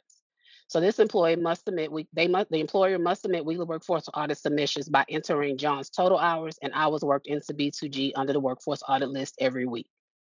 Number 2, John is a covered employee and he has insurance through his spouse. The employer should submit a completed and notarized POP 8 waiver form with proof of his healthcare insurance for John via email to the POP administrator for review and approval. Number 3, John is a covered employee and has accepted healthcare insurance offered to him that meet the POP requirements.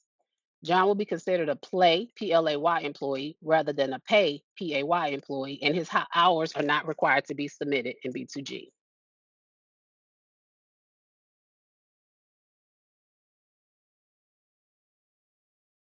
This page is a glimpse of what you will see in B2G now when entering the hours for an employee that is listed as pay.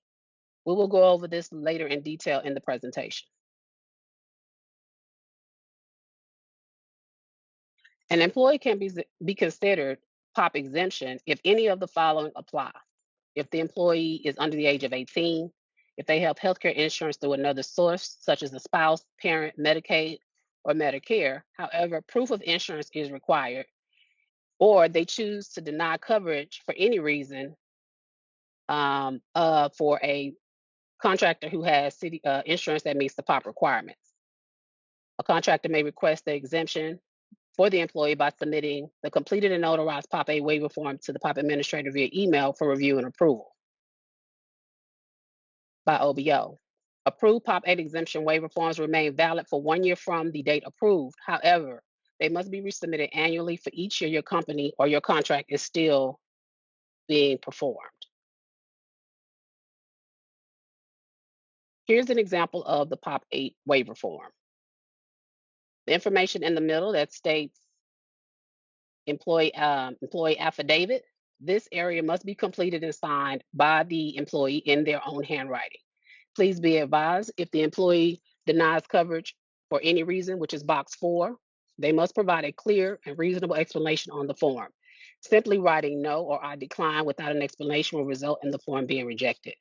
Additionally, if the employee denies coverage, they must list the financial contribution amount that they would have paid for a single employee if the insurance had been accepted, as well as the financial contribution of the employer. All POP 8 forms must include the original signature and date. Typed in signatures and dates will be rejected unless they're using DocuSign. Forms amended or completed on another person's behalf will also be rejected. Please ensure that all employees have correctly completed the POP 8 form before emailing it to the POP administrator for review. Once the form is approved, a copy will be sent back to the contractor.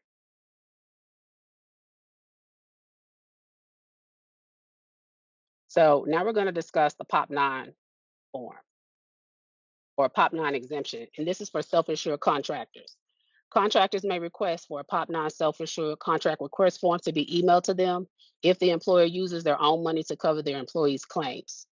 The POP 9 self-insured contract request and all required documents must be emailed into the POP administrative coordinator for review and approval by OBO. Contractors awarded self-insured status will be classified as a PLAY participant and are only required to report once a year. To qualify as self-insured, a contractor must have an approved POP 9 on file from OBO. Contractors will be sent back the approved form with the required documents to upload into LCP Tracker once approved. Approved POP 9 forms remain valid for 1 year from the date of approval. However, they must resubmit the form annually each year your contract is still active.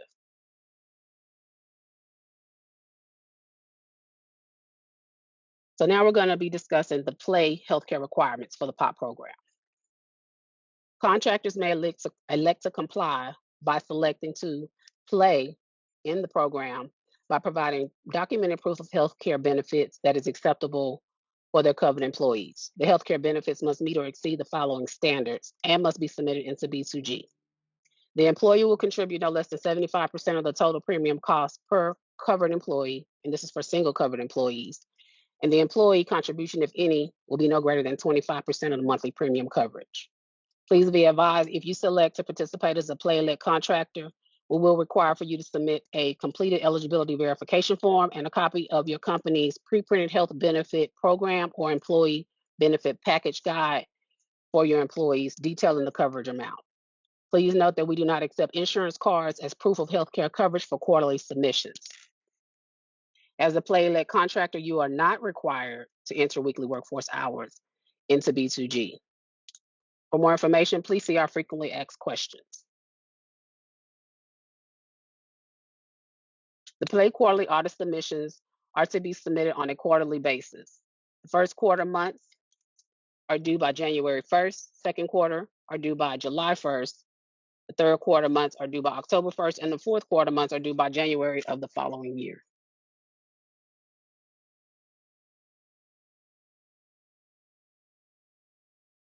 So contractors, again, when they submit their PLAY submissions on a quarterly basis, they will be required to verify all covered and active employees working on the project during the quarter, whether they're on site or in the office.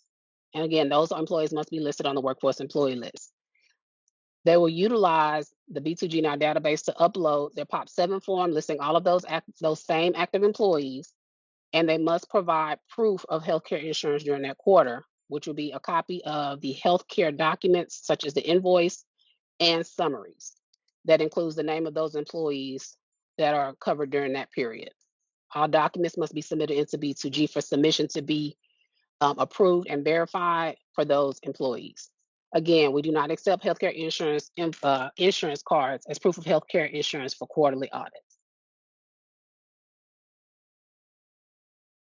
This screen shows what contractors will see who have elected to participate as a PLAY elect contractor. This is an example of what the PLAY quarterly audit submission form looks like. When submitting this form, please be advised that we do require for you to fill in the top section with the information about your organization. You are not required to enter in your group or payer ID. However, all other areas must be completed. We do ask for you to list all of your active employees, both on site and in the office, who have worked on a project during that quarter. Again, you do not need to list the insurance ID number. Please make sure to include the insurance monthly premium amount for both employer and employee, as well as the benefit year covering the period from the beginning to the end. Now we'll be discussing POP submissions in B2G. Now,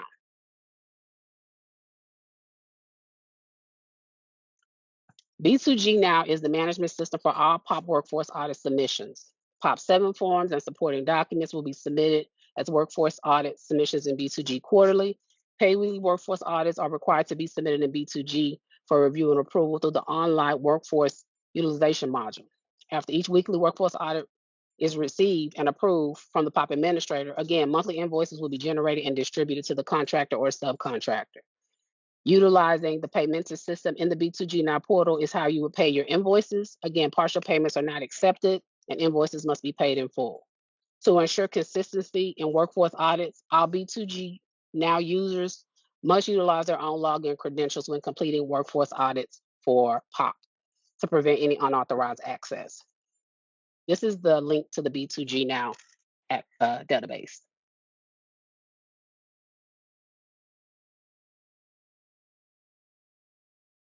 So the B2G Now overview.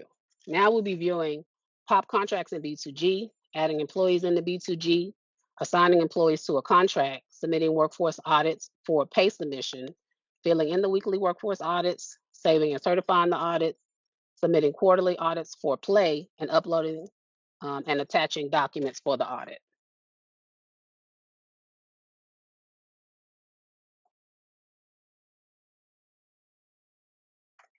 Once you log into the B2G Now database, you will be taken to the main screen of your dashboard. To view your POP contract on the dashboard, you can select contract on the main screen, or alternatively, you can use the left-hand menu and select search and then contracts. The contracts page will appear once you've clicked the contract button. If you have multiple contracts, you will see all of those contracts, but if you only have one, then you will see that one. To view your contract, you will select view next to the contract in which you wish to submit your POP workforce audit submissions. After you click that view tab, the relevant contract will be taken, you will be taken to the relevant contract management screen. This is where several tabs at the top will display, but there are only 4 dedicated to the POP program. All employees who will be working on the contract must be entered into B2G Now before you're able to submit any audits. To do this, you will go to the Workforce Employee List tab at the top of the screen and select Manage Employees. If you need to examine, update, or add new employees to your contract, this is the tab that you will utilize to add those employees. If for any reason you do not see this tab at the top, please email your contract administrator.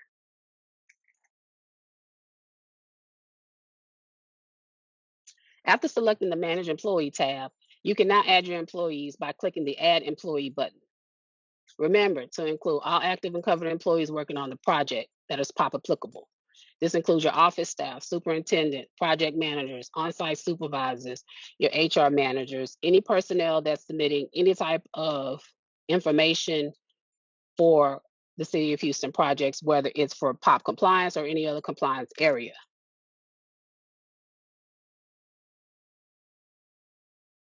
When you click the Add Employee button, you'll be redirected to the Edit Employee page. Here is where you add your employees who will be working on the project.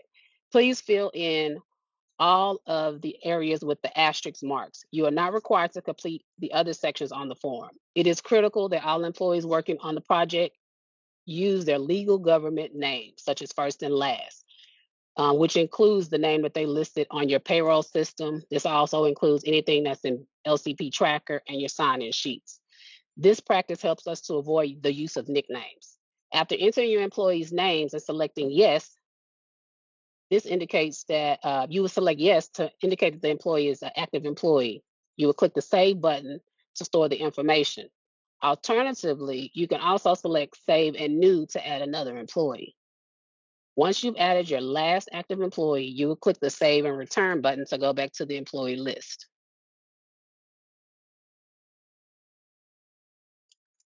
Again, after adding all of your employees to the employee list, now you're ready to assign them to your specific contract. You would do so by clicking the Assign Employee to Contract button. If an employee is missing from the list, again, click the Add Employee button to add them to the Workforce Employee list and follow the same steps that was previously discussed. If for any reason you need to make any edits to an employee who's already been added, you can do so on this screen as well.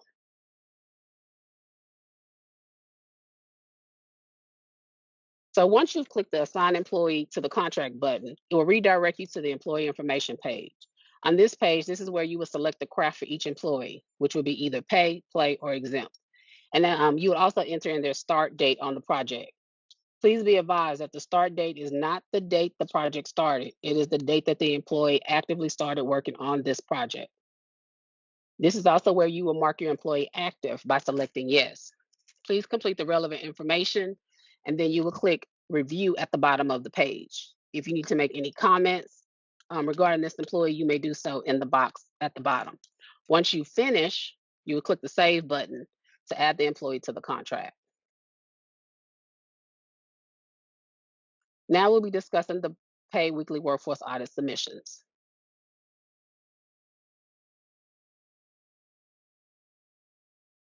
To submit your workforce audits in B2G, you will select the tab at the top that states Workforce Audit List at the top. Next to the week that you want to submit your audit, you will click the View button. If the View button is not available, please click the Add Audit tab to add your audit for that week. The View button will then appear along for you to submit your information. Please be advised that play vendors must submit weekly updates throughout the project. As mentioned, play vendors who do not offer healthcare insurance that meets the POP requirements will be required to submit their hours worked every week of the project.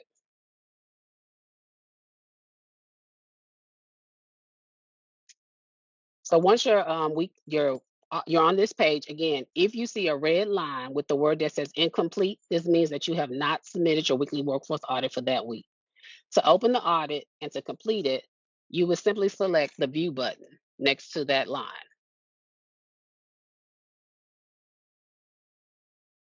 Once you've clicked the View button, it will open up your audit. And this is how that page will look. To fill in the audit, you will simply select Fill in Audit. The employee list will be visible for the employees that you have listed as pay. Audits, to add the employees that have the gray background to the audit, you will simply select Add to Audit. These, again, are employees that may have not been originally added to the audit, and this is what they will look like when you're first starting a contract.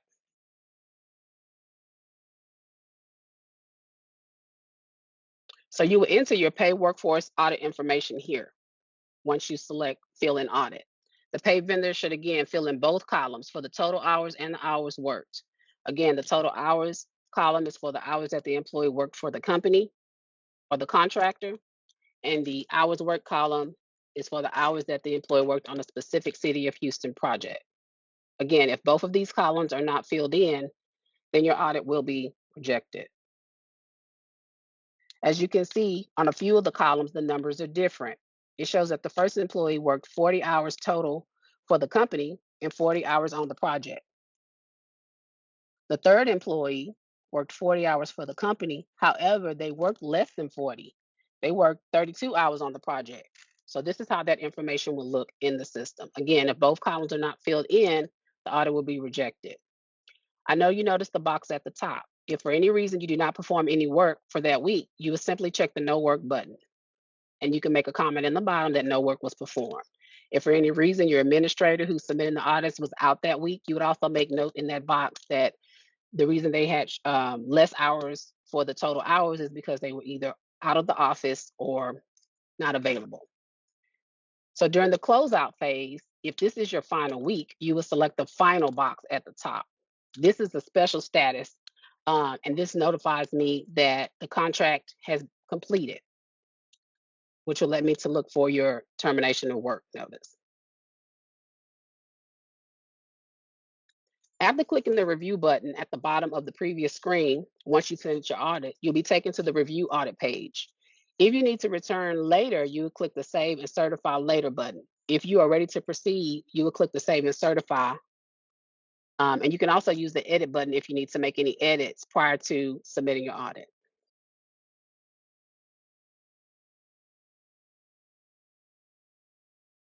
Once you've hit the Save and Certify, it will take you to the Complete Certification page. This is where the person who's certifying the audit will enter their name, title, and the date to certify the audit.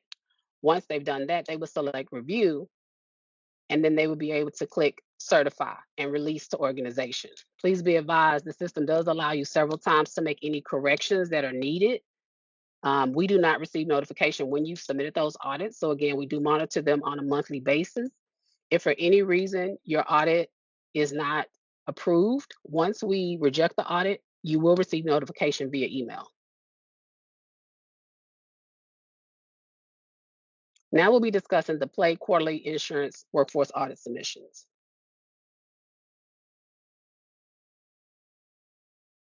So we just went over how to add the employees into the system. So this is the workforce employee list, which is the list that will show once your employees again have been added to the audit. From this list, in order to upload your PLAY quarterly submissions, at the bottom of the page, you will select the Manage Craft Review tab. Once you've selected that tab, you will see all of your active PLAY and exempt workers only. We ask that you only choose the employees who actively work throughout the 3 months of each quarter, and make sure that you do not select your POP exempt employees. The reason we ask for you not to select those employees is because if those employees have already been approved for POP exemption and you select those employees when you upload, you will cancel out their approval status. Again, please do not check your POP exempt employees that have already been approved. You may also comment in the comments section regarding any information we need to be aware of during this audit, such as if there's any changes or if you need to add some new employees. Once you select the Manage Craft Review tab, it will open up a box.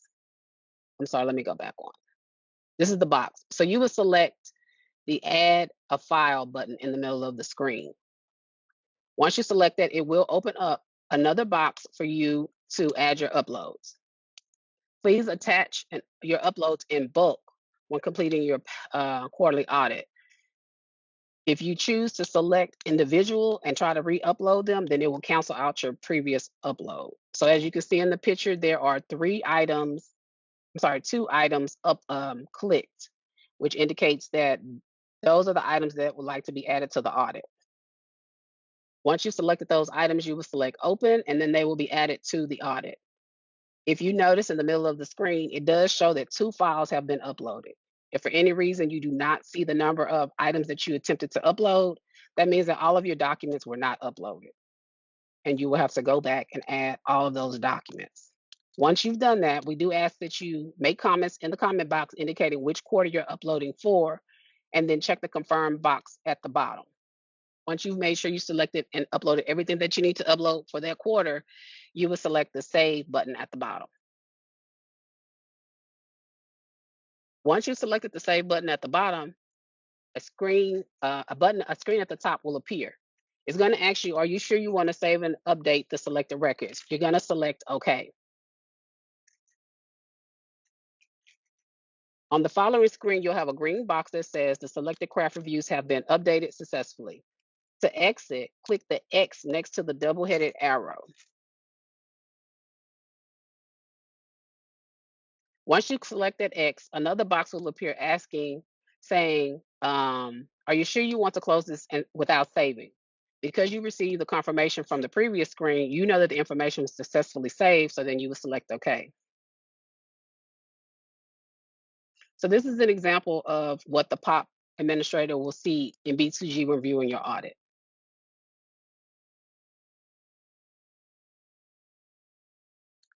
Every month on the 5th business day, a contract compliance status report will be submitted to the POM contractor. This is to notify the POM contractor of any non-compliant, pending, or compliant items that are pertaining to their project. We do require that the POM contractor emails us a copy of their completed compliance status report once all items have been completed, with notes as to what they have resolved. To prevent any misunderstanding or miscommunication, we do request that each contractor contact their POP administrator directly for any POP-related inquiries. This includes rejecting weekly workforce audits, addressing any questions or concerns, submitting documents, and providing payment confirmations. To avoid any payment delays for payment draws, we do ask that you resolve all outstanding compliance issues noted as soon as possible to bring the contract into compliance. If a payment draw request has already been submitted, it will be held until all outstanding compliance items have been resolved. As you can see on the compliance status report, there's a lot of charts at the top. The first chart is the breakdown of the contract itself. The second box is a little guide as to what the items are when you see like the identifier. The next box gives a breakdown of where the POP documents should be submitted. And the next two boxes are a breakdown of how to submit your play and pay submissions. The items in red are the ones that are classified as outstanding. As you can see in the first box under the POP 8, POP 9 in the middle of the screen, it says that Leslie POP 8 form will expire on April 30th. So this indicates to the contractor that document is about to expire and they should be in the process of submitting a new one. On the corrective actions box, this box tells you what information is required. So in this case, it says that the upload the B2G Now Access form into LCP Tracker under the required category, and they are missing their first quarter pay submission, which is due on April 1st.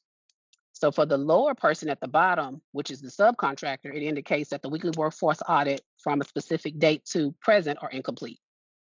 The box that shows the invoice status shows that in black, they have an open invoice and it has the invoice number.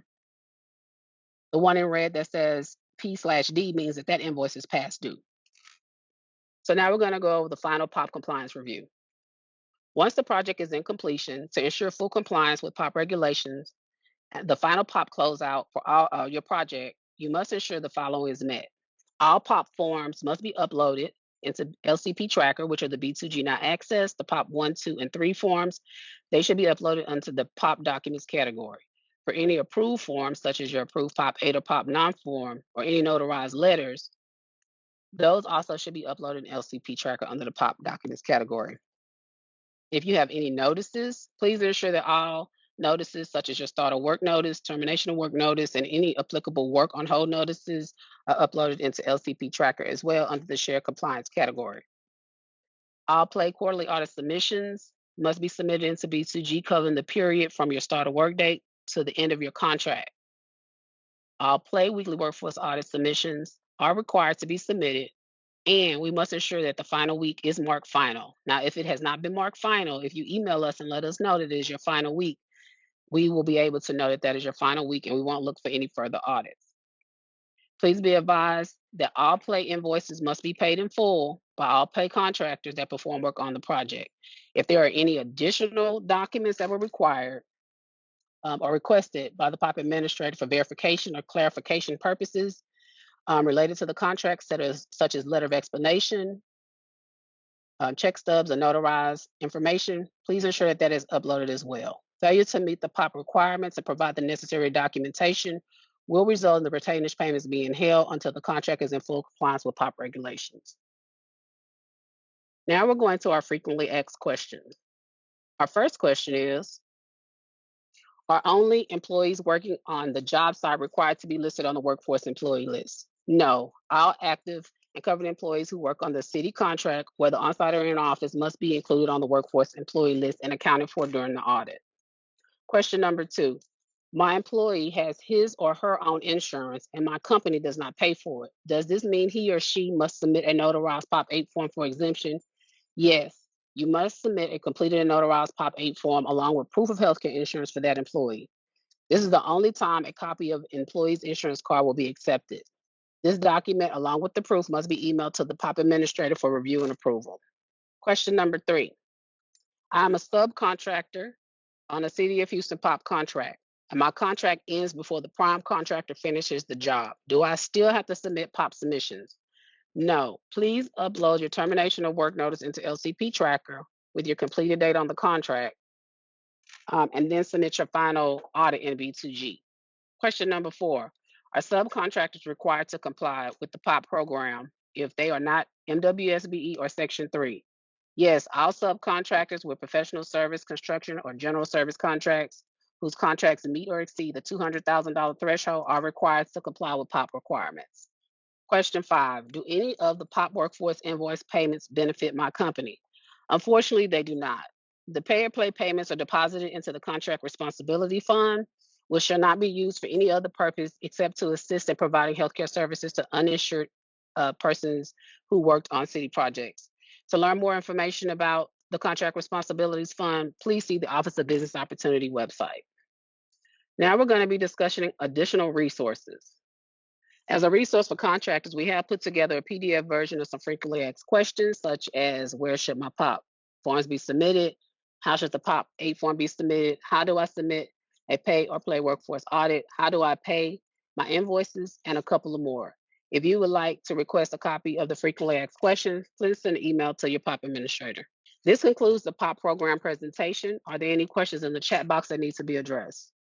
If there are any questions in the chat box, we would like to thank you for participating in the contract compliance technical assistance training today. We hope you found the information both useful and enlightening. Our main goal was to enhance your understanding of the relevant program regulations and standards, and to provide you with resources and guidance needed to maintain 100% compliance on all housing community development projects throughout your project duration. This training covered many important topics, and our presenters did an excellent job sharing their expertise. If you have any questions, please refer to the contact information in the chat box for each presenter. We would also appreciate your valuable feedback to help us plan for future technical assistance training. Please complete the survey link in the chat box. We will review each survey to ensure future trainings are even more successful. Best of luck with you on your housing community development projects. If you need any assistance or have any questions, please contact me. My email and phone number is in the chat box. Thank you again for participating in the contract compliance assistance training. Please encourage future contractors, vendors, subcontractors, suppliers, service providers, compliance consultants working on any HCD project to attend further trainings. Thank you for your time, and we look forward to working with you on your HCD projects. Best of luck and have a great day.